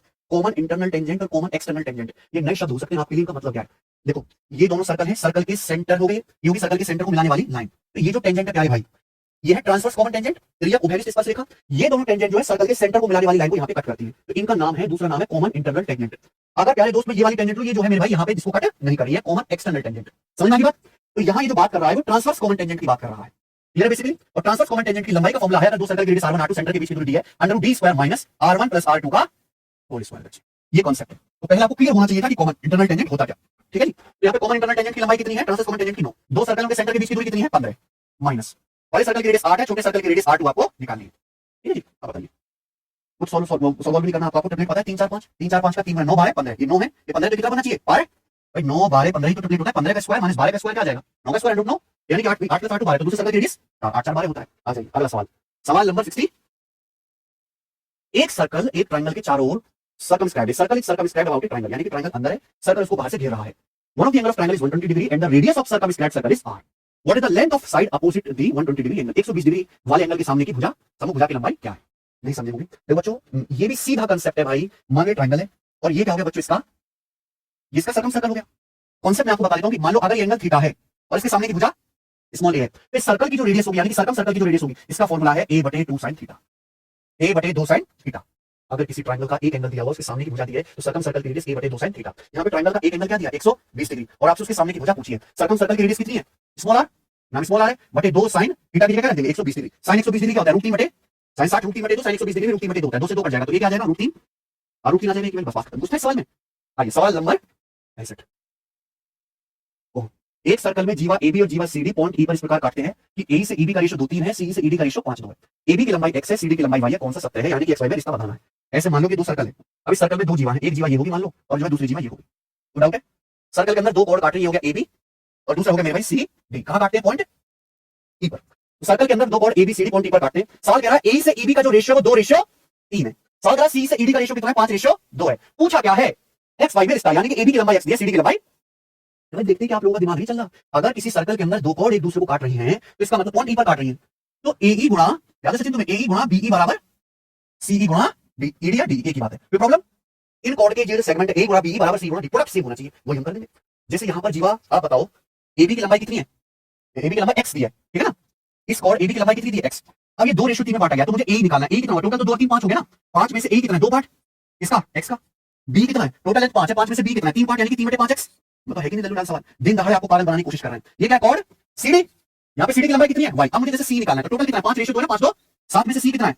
5 5y/7। ये D लेना कितना है? 2 पार्ट आउट ऑफ टोटल 7। क्या गया? ऑप्शन देखिए, ऑप्शन में x² निकालना है, तो x गुणा x² और ये y गुणा y² आ जाएगा नीचे। ठीक है, पहले देखिए कुछ कटेगा, नहीं कटेगा तो आगे चलेंगे। कुछ कट रहा है? 2 कट रहा है, 2 से 2 कट गया, तो 5 5 25 5 125 बटे क्या आएगा? 3 7 21 7 100 125 बटे 147, सही है ना? आंसर है। मजा सवाल करके आइए, सवाल नंबर 66। A line is tangent to a circle A line is tangent to circle at point A. If a chord AB has a length of 8 cm and makes an angle of 30 degree with the tangent. तो आपसे पूछा what is radius of circle. मान लो मेरे भाई ये circle है और एक लाइन है इस तरीके से, ये लाइन जो सर्कल की टेंजेंट है, ये तो बोला गया सवाल में. A line is tangent to circle at point A. Line circle की पॉइंट ए पे टेंजेंट है. एक कॉर्ड एबी जिसकी लंबाई 8 सेंटीमीटर है और ये टेंजेंट से 30 डिग्री कॉर्ड बनाती है. कॉर्ड एबी होगी ऐसे, ये सर्कल की जो है कॉर्ड एबी है, नो डाउट जीवा एबी कॉर्ड एबी, और एक टेंजेंट के साथ देखो ये वाला एंगल बनना है 30 डिग्री का, क्योंकि एक्यूट एंगल है. इस कॉर्ड एबी की लंबाई कितनी है 8. तो आपसे पूछा सर्कल की रेडियस क्या है ना, तो मान लो जैसे सर्कल का सेंटर है, अब बताइए क्या होगा. रेडियस आपको पता नहीं, मुझे नहीं लगता सवाल में कोई भी तकलीफ आएगी. ये सर्कल की रेडियस है, टेंजेंट रेडियस के बीच में 90 डिग्री का एंगल बनता है. ये 90 होगा 30 से तो कितना बचा फिर 60 डिग्री का एंगल बचा. आप इसको मिलाएंगे मेरे प्यार भी, देखो ये भी रेडियस है, ये भी रेडियस है. अब ये 60 डिग्री है तो ये एंगल भी दो मुझे बराबर, दो एंगल बराबर. ये 60 तो तीसरा एंगल भी क्या बनेगा, ये तो ट्रायंगल इक्विलेटरल बन गया. यानी कॉर्ड एबी की लंबाई 8 है तो रेडियस भी 8 सेंटीमीटर ही आएगी. सवाल नंबर 67. एक 8 साइड वाले पॉलीगन के 7 इंटीरियर एंगल का योग 1000 डिग्री है, तो आपसे 8वां एक्सटीरियर एंगल पूछा है. एक बहुभुज है जिसमें 8 भुजाएं.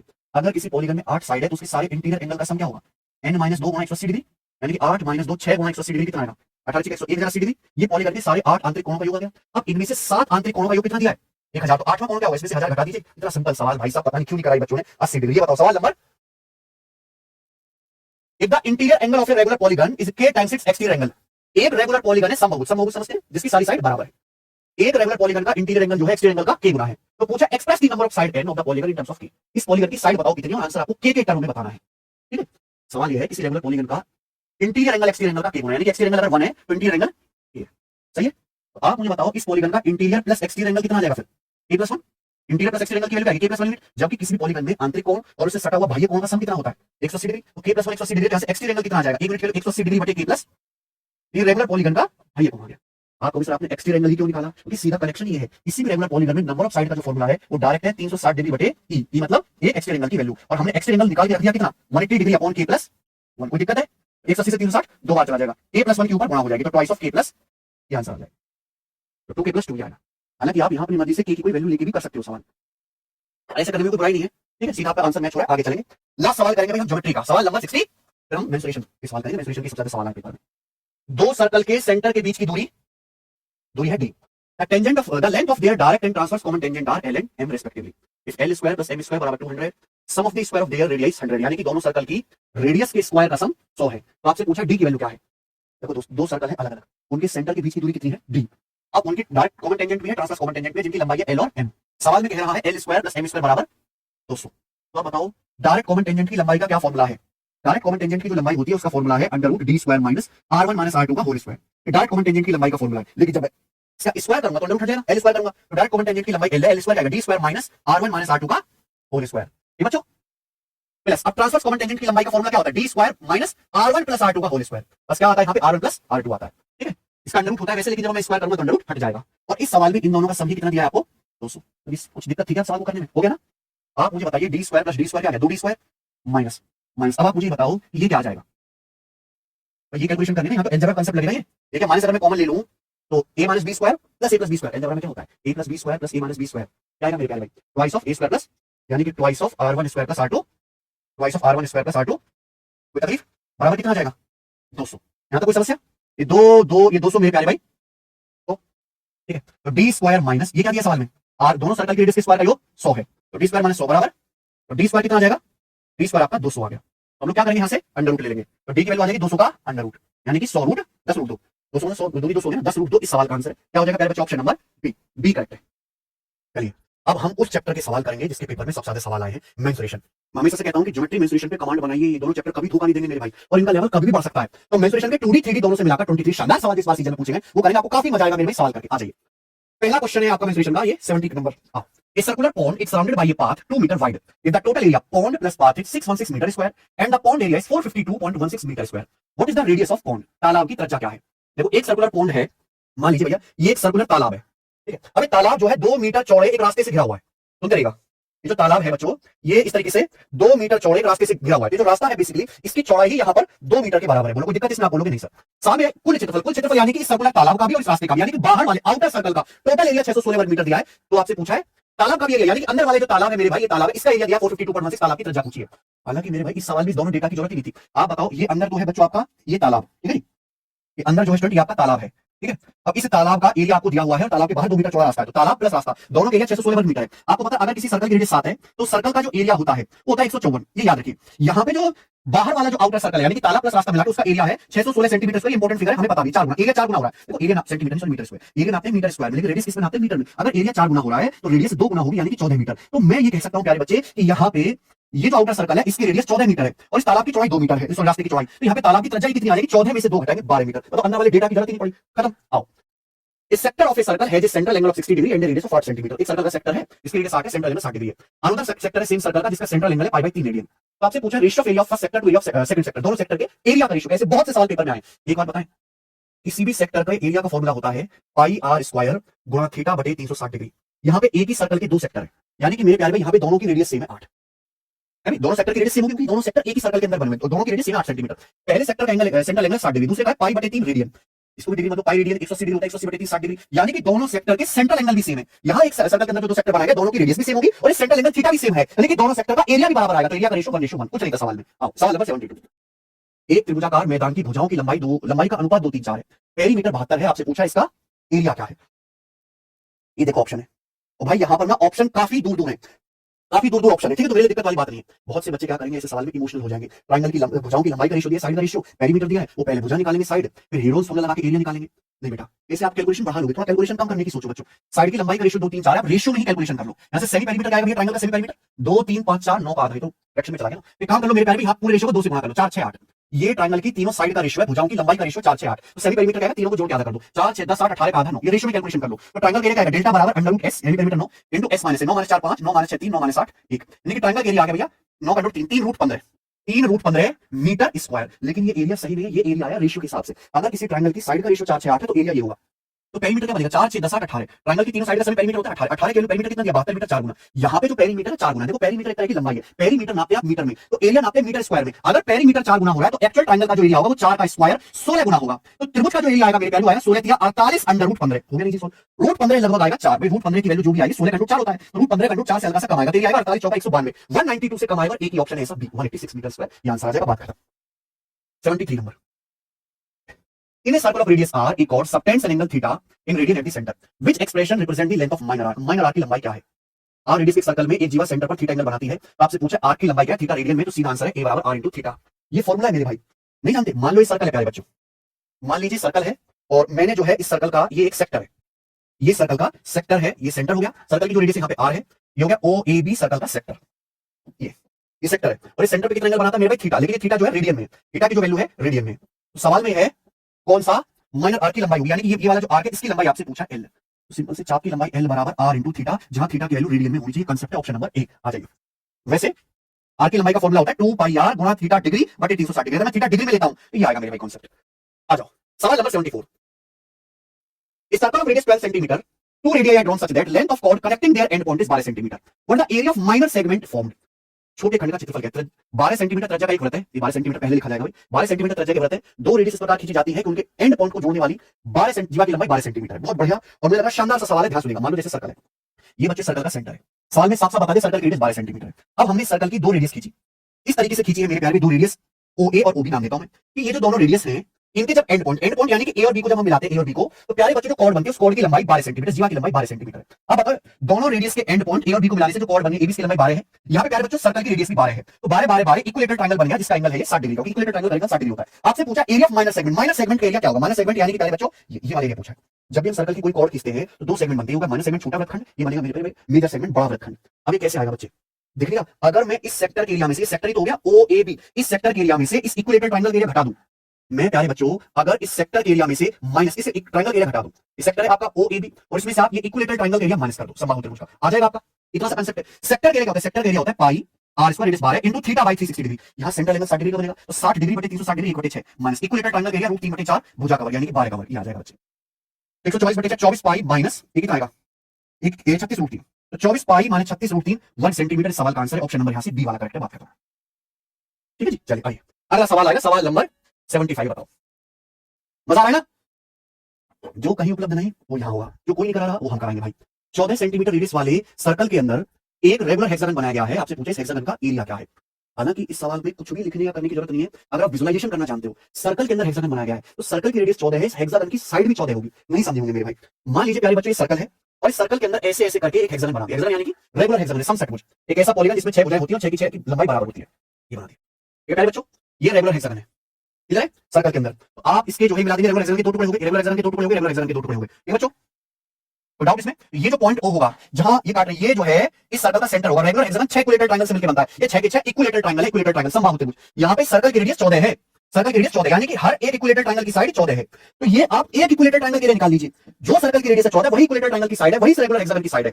एक इक्विलेटरल ट्रायंगल के लिए निकालो, रेगुलर हेक्सागन के लिए, और 6 से गुणा कर दो, बात खत्म। अगर यहां पे इक्विलेटरल ट्रायंगल की साइड 14 है तो उसका एरिया क्या आएगा, √3/4 भुजा का 14 का स्क्वायर। लेकिन हम लोग क्या करेंगे, 6 का एरिया निकालेंगे। तो ये रेगुलर हेक्सागन के एरिया आएगा। आप देख पा रहे हैं कि आंसर यहां पर एप्रोक्स में लेंगे, कितना आएगा, ये 14 का वर्ग बटे 4 49 हो गया, 49 छिक्का 300 से 6 का 294, 294 गुणा √3 का मतलब 1.73 सेंटीमीटर स्क्वायर। तो 294 का दुगना क्या होता है भाई, 592। 592 से तो कमी आएगा आंसर, यानी कि ये वाला आंसर, ठीक है भाई। 294 का गुना करेंगे तो 588 आएगा ना, 580 और 8। लेकिन ये 294 में 2 से गुणा नहीं हुई, 1.73 से गुणा हुई, तो 588 से तो कमी आएगा फिर आंसर। तो 2 ऑप्शन हट के 2 बचे। हालांकि 588 से हल्का ही कम आना चाहिए, आंसर क्या होगा, बी ऑप्शन। ये 294 का दुगना क्या हो गया, 588। ये 2 गुने से कितना कम है, 0.27 यानी कि लगभग 0.25 यानी कि लगभग 1/4। तो 294 का 1/4 क्या आएगा, लगभग 300 1/4 एप्रोक्स 75 आ जाएगा। यानी कि आंसर किसके करीब आएगा मेरे भाई, 509 के करीब आएगा, ठीक है ना। तो ये आंसर होना चाहिए। कि आपको एप्रोक्स गुणा करनी है, एग्जैक्ट गुणा नहीं करनी है। समझ में आई बात। आ जाओ सवाल नंबर 76। ये बताइए बच्चों सवाल, लेटेस्ट है, a large wooden box open at top needs to be lined with fabric on its inner floor and inner 4 side walls। एक बड़ा लकड़ी का बॉक्स है जो ऊपर से खुला है। अब उसमें क्या करना है, फैब्रिक लगाना है, उसके मस्त कपड़ा लगाना है। आप ये समझ लीजिए, कपड़ा लगाना है अंदर वाले फ्लोर पे और मेरे भाई इसकी अंदर की चारों दीवारों पे, ठीक है। इनर डायमेंशन जो बॉक्स की 2.5 मीटर लंबा, 1.8 मीटर वाइड और 1.2 मीटर हाई है। Fabric comes in square pieces of size 50 centimetre. जो फैब्रिक हम लगाने वाले कपड़ा वो छोटे छोटे स्क्वायर की शेप में आता है, वो उसके अंदर हमें चिपकाना है। तो ये क्या आ जाएगा बेटा, 50 सेंटीमीटर यहाँ पे स्क्वायर पीस का साइज है का। 15% extra fabric is needed for cuts. हम कॉर्नर वगैरह पे फैब्रिक लगाएंगे तो थोड़ा बहुत मिस्टेक भी होगा, तो हमें 15% एक्स्ट्रा फैब्रिक चाहिए, है ना, कट्स और ओवरलैप्स के लिए। तो अप्रोक्सीमेट कितने फैब्रिक पीस हमें परचेज करने चाहिए, ये सवाल है क्या। आप आंख बंद करके सोचो, ऊपर से खुला हुआ एक लकड़ी का बॉक्स है, उसके अंदर हमें छोटे छोटे फैब्रिक पीस लगाने स्क्वायर साइज में। तो आप क्या करोगे मेरे भाई, ये जो ओपन बॉक्स है इसके अंदर का एरिया निकालोगे। लेकिन एरिया जो निकलेगा वो चारों दीवारों का और मेरे प्यार भी क्या निकलेगा, और फ्लोर का। ऊपर से बॉक्स ओपन, यहाँ पे समझो कमरा है तो कमरे की चारों दीवारों का फर्स्ट एरिया निकालेंगे, छक्का नहीं। तो क्या आएगा मेरे प्यार की चारों दीवारों का क्षेत्रफल क्या होगा, twice of L plus B into H, और फ्लोर का area plus L into B, floor का एरिया लंबाई गुणा चौड़ाई। समझा, ये डायमेंशन है, ये L है, ये B है, ये H है। तो आपको यहाँ पे चूंकि आंसर एप्रोक्स में है, आप यहाँ फर्जी तरीके तो लगा नहीं सकते, करनी पड़ेगी कैलकुलेशन, ठीक है बच्चों। क्या वैल्यू रख दो, फिर आप जो है पहले इस वुडन बॉक्स के इनर का एरिया निकाल दीजिए, अंदर का L प्लस B कितना है, 2.5 और 1.8 कितना, 4.3 इंटू हाइट कितनी आ गई 1.2 और लंबाई गुणा चौड़ाई, यानी कि 2.5 की 1.8 में गुणा करेंगे तो कितना आएगा 4.5, ठीक है। 25 गुणा 18 आएगा 500 से 50 कम 4.5, 4.5, ठीक है। और ये कितना आ जाएगा भैया, मीटर स्क्वायर में, ठीक है। 4.3 का दुगना 8.6 गुणा 1.2 तो 12.96 और 12 बात है, यानी कि 0.72, तो कितना आ जाएगा 10.32, 10.32, 10.32 में आप लोग 4.5 जोड़ेंगे तो 10 4 14, 0.82 हो जाएगा, 14.82 मीटर स्क्वायर। ये आया जो आपका लकड़ी का बॉक्स है उसके भीतर की फर्श और चारों दीवारों का एरिया। आप छोटे छोटे स्क्वायर पीस लगाएंगे, लेकिन भैया स्क्वायर पीस में कटिंग वटिंग में ओवरलैप में 15% हमें और चाहिए, यानी कि इसका 15% और हमें लेना पड़ेगा ना भैया फैब्रिक पीसेस। इसका 15% बढ़ाएंगे तो कितना आ जाएगा 23/20 गुना, 5% होता है 1/20, 15% 3/20 और चाहिए। हर संख्या 1 होती है, 1 को 3/20 बढ़ा 23/20 गुना। इतने मीटर स्क्वायर आपको क्या लेना पड़ेगा बच्चों, फैब्रिक लेना पड़ेगा। फैब्रिक आएगा स्क्वायर पीसेस की शेप में। एक पीस का जो है साइज कितना है 50 सेंटीमीटर या फिर 0.5 मीटर। क्योंकि यहाँ पे जो हमें वुडन बॉक्स का एरिया निकाला, किसमें निकाला है, मीटर स्क्वायर में। इस टोटल एरिया को डिवाइड कर देंगे हम एक स्क्वायर पीस के एरिया से। एक स्क्वायर पीस के एरिया क्या आएगा 0.5 का स्क्वायर यानी कि 0.25 से डिवाइड कर देंगे। आपको इतने पीस चाहिए, ठीक है ना। 0.25 से डिवाइड, 0.25 यानी कि 1/4 भाई, 0.5 का स्क्वायर 0.25 1/4 आ गया। अब 4 से 20 कितनी बार कट जाएगा, 5 बार कट जाएगा। तो 14.82 गुणा 23/5, ठीक बच्चों, यहां तो कोई परेशानी। अब आप मुझे बताइए कितनी बार चला जाएगा, कि आंसर भी थोड़े थोड़े दूर दूर है। तो 5 से 14.82 लगभग 3 बार कट जाएगा, 5 के 15 और 23 का 3 गुना कितना जाएगा, यानी कि लगभग। तो देखिए सवाल तो रफ है ना, आपको करना ही है। आगे चलते हैं, अगला सवाल, सवाल नंबर यहाँ पे खेल दिया आपके सामने 77। बताओ बच्चों, आंसर परसेंटेज में है, कुछ तो नया सा है, बताओ। आप तसल्ली से सवाल पढ़ो, नए सवालों का आनंद लो। A circular decorative wall clock with a radius of 20 centimeter has a design where a cord connects 2 points on the circumference। 20 centimetre त्रिज्या वाली एक जो है सर्कुलर क्लॉक है, इसमें कॉर्ड है जो सर्कमफ्रेंस पर 2 पॉइंटों को मिलाती है। This cord along with 2 radii forms an equilateral triangle at the centre of clock face. ये कॉर्ड जो है क्लॉक के सेंटर पे इक्विलेटरल ट्रायंगल बनाती है ना, रेडियस के साथ। Smaller segment created by this cord is painted in A contrasting colour. What percent of the clocks total area does the smaller painted segment represent. यानी कि टोटल एरिया का कितना परसेंट ये स्मॉलर पेंटेड सेगमेंट एरिया है। तुम्हें समझ आया नहीं, करने की कोशिश करते हैं कि मान लो जैसे सर्कुलर क्लॉक है, ठीक है, कोई दिक्कत इसमें। अभी सर्कुलर क्लॉक है, इसकी रेडियस कितनी बच्चों 20 सेंटीमीटर, ठीक है ना। अब इसमें कॉर्ड है जो सर्कमफ्रेंस पर 2 पॉइंटों को मिलाते हैं, मिला इस तरीके से एबी, ये जीवा हो गई। अब ये जो कॉर्ड है इस सर्कुलर क्लॉक के सेंटर पर है ना, this cord along with the two radii forms an equilateral triangle at the center of clock face. ये कॉर्ड दो रेडियस के साथ इस सर्कल के सेंटर पर इक्विलेटरल ट्रायंगल बनाते हैं, यानी कि कैसा त्रिभुज बन गए, समबाहु त्रिभुज। तो ये सेंट्रल एंगल कितने डिग्री का होगा फिर 60 डिग्री का। ठीक है बच्चे, the smaller segment created by this cord, जब हमने कॉर्ड खींची, ये सर्कल था, हमने कॉर्ड खींची तो दो सेगमेंट बन गए, एक नीचे वाला और एक ऊपर वाला। ये स्मॉलर यानी कि माइनर सेगमेंट, ये मेजर सेगमेंट। तो बोला कि स्मॉलर सेगमेंट जो इस कॉर्ड से बनता है इस पेंटेड इन कॉन्ट्रास्टिंग कलर, इसको कुछ अलग ही कलर में पेंट कर दिया, ऐसे देखो अलग दिख रहा है। तो सवाल में पूछा what percent of clocks total area, इस पूरे जो है क्लॉक के टोटल एरिया का कितना परसेंट ये सेगमेंट है, यानी कि सर्कल के एरिया का, टोटल एरिया का ये वाला एरिया कितना परसेंट है, ये हो गया बच्चों। ठीक है बच्चे, कोई तकलीफ? अब इस सवाल के ऑप्शन देखो, ये सवाल का ऑप्शन और ऑप्शन भरपूर दूरी पर है, 3-3% का तो फर्क आ रहा है। ठीक है ना, तो मैं इस सवाल को प्यारे बच्चे हवा में कर सकते हैं।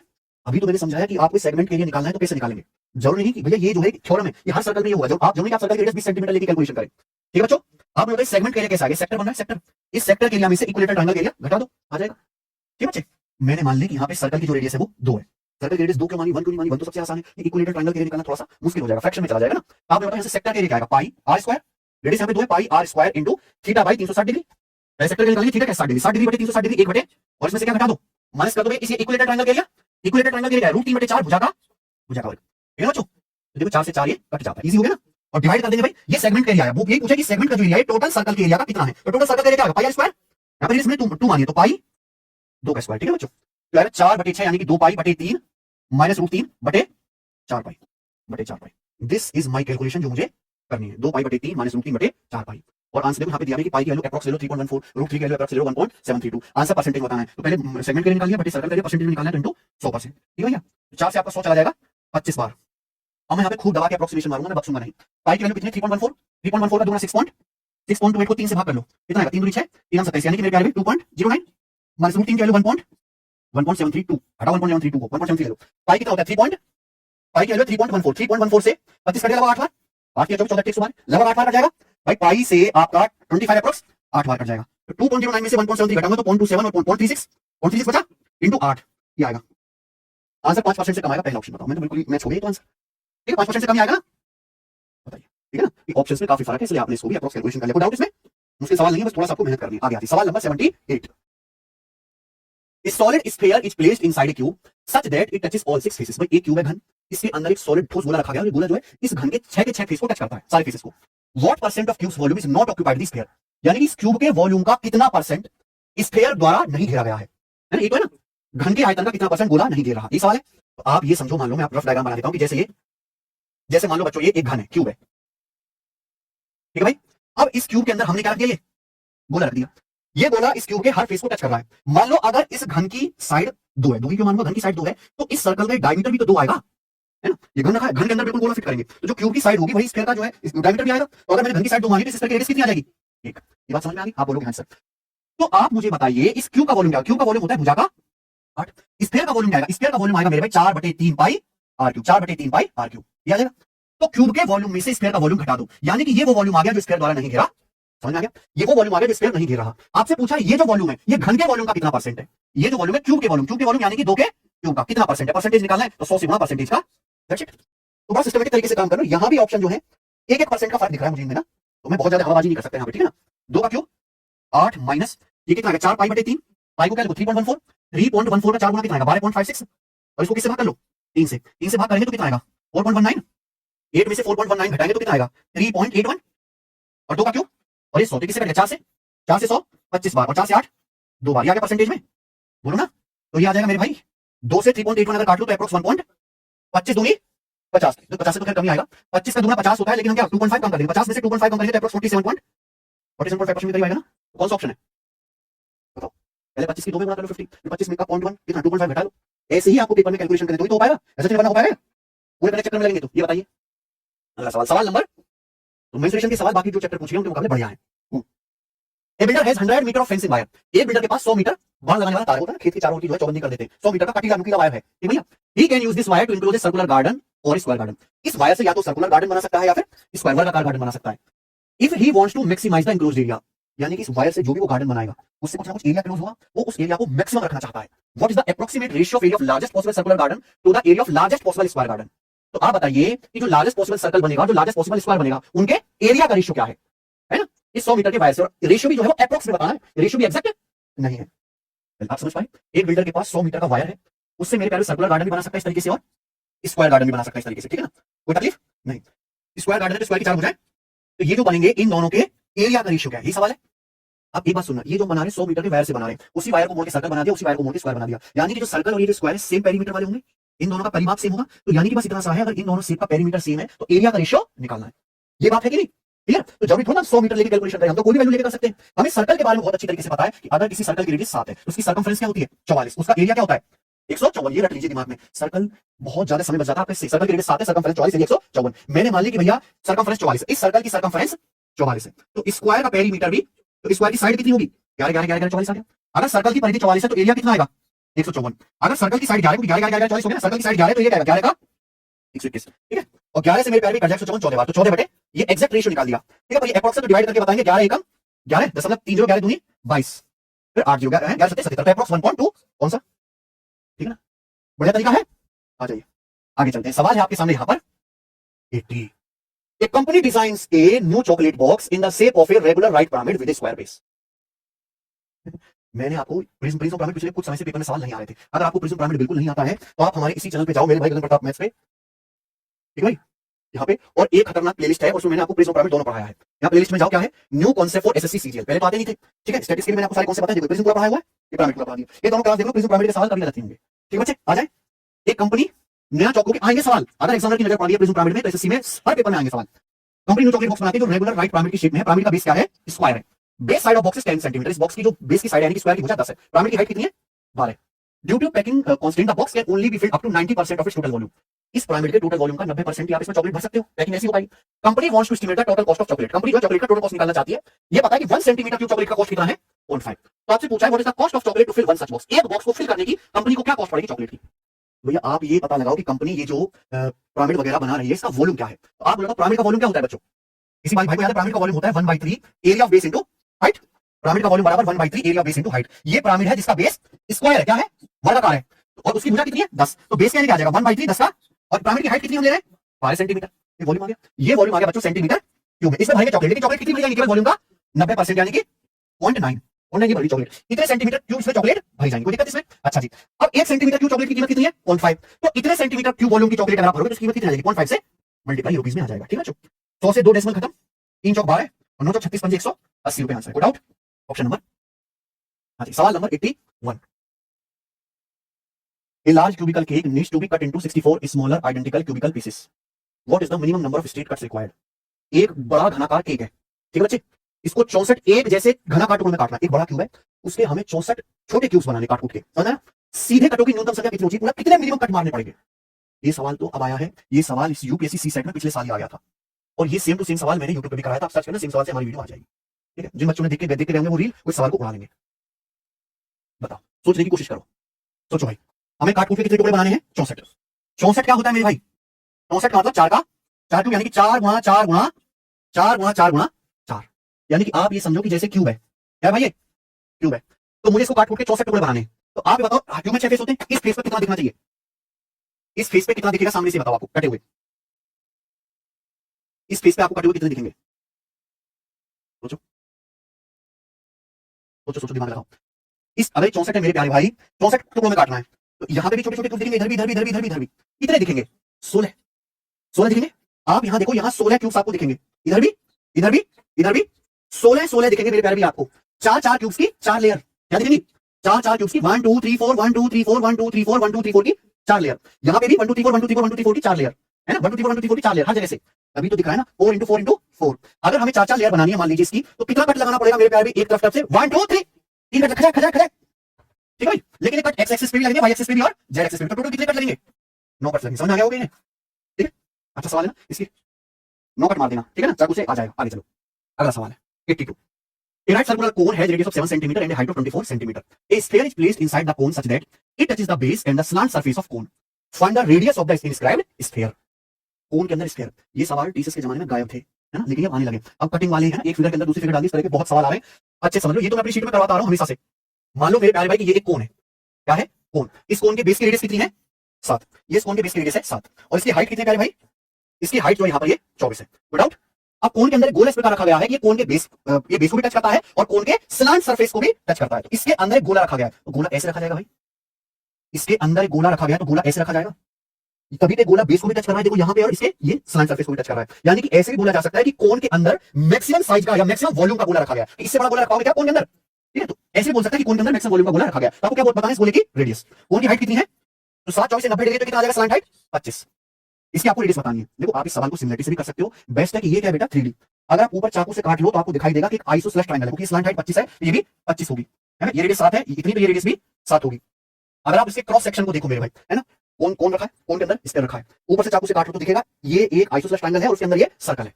अगर इसको 2D में विजुलाइज करो मेरे भाई, ठीक है ना, यहाँ से कैमरे से फोटो ले लीजिए मेरे प्यारे भाई, तो क्या दिखाई देगा आपके पास? कौन है, उस ट्रायंगल है, ट्रायंगल के अंदर ये सर्कल है। तो आपको इस सर्कल की रेडियस निकालनी है, उसका डायरेक्ट कांसेप्ट है आर बराबर डेल्टा बटे एस, बिना सिमिलरिटी के आ जाए।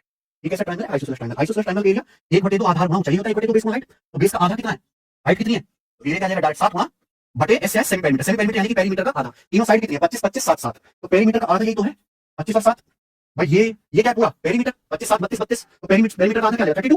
पूरा पेरीमीटर क्या है 32 32 64, तो सेमी पेरीमीटर क्या आएगा मेरे प्यारे भाई 32। एक बात है, क्या आ जाएगी सेंटीमीटर में, किससे जाएगा ये 8 3 24 8 32, तो 21 बटे 4 यानी कि 5 पॉइंट, ये आंसर। ये बेस्ट तरीका है करने का, ठीक है ना बच्चों। आ जाओ सवाल नंबर 83।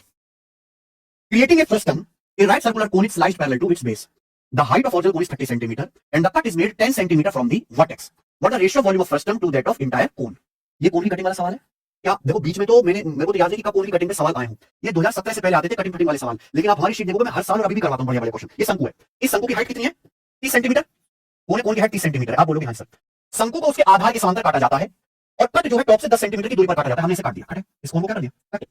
और ये जो कट लगाया गया है मेरे भाई टॉप से कितनी दूरी पे है 10 सेंटीमीटर की दूरी पे, तो बोला गया cut is made 10 centimetre from the vertex. Vertex से 10 सेंटीमीटर की दूरी पर हमने कट लगा दिया। तो जब कट लगा तो ये एक छोटा कोन बन गया और नीचे क्या बन गया स्टूडेंट, ये नीचे कौन, ये क्या बन गया भैया, नीचे बन गया फ्रस्टम। क्या बन गया बच्चों, फ्रस्टम। तो आपसे पूछा फ्रस्टम के वॉल्यूम और पूरे कोन के वॉल्यूम का रेशियो क्या है। बात समझ में आ गई? तो मेरे भाई सब बच्चे मेरी बात जरा ध्यान सुने, गौर से सुने। वॉल्यूम किसमें नापते हैं, सेंटीमीटर क्यूब में। अगर आप यहाँ पे ध्यान से देखें तो यहाँ पे दो कोन दिखाई दे रहे हैं छोटे बड़े।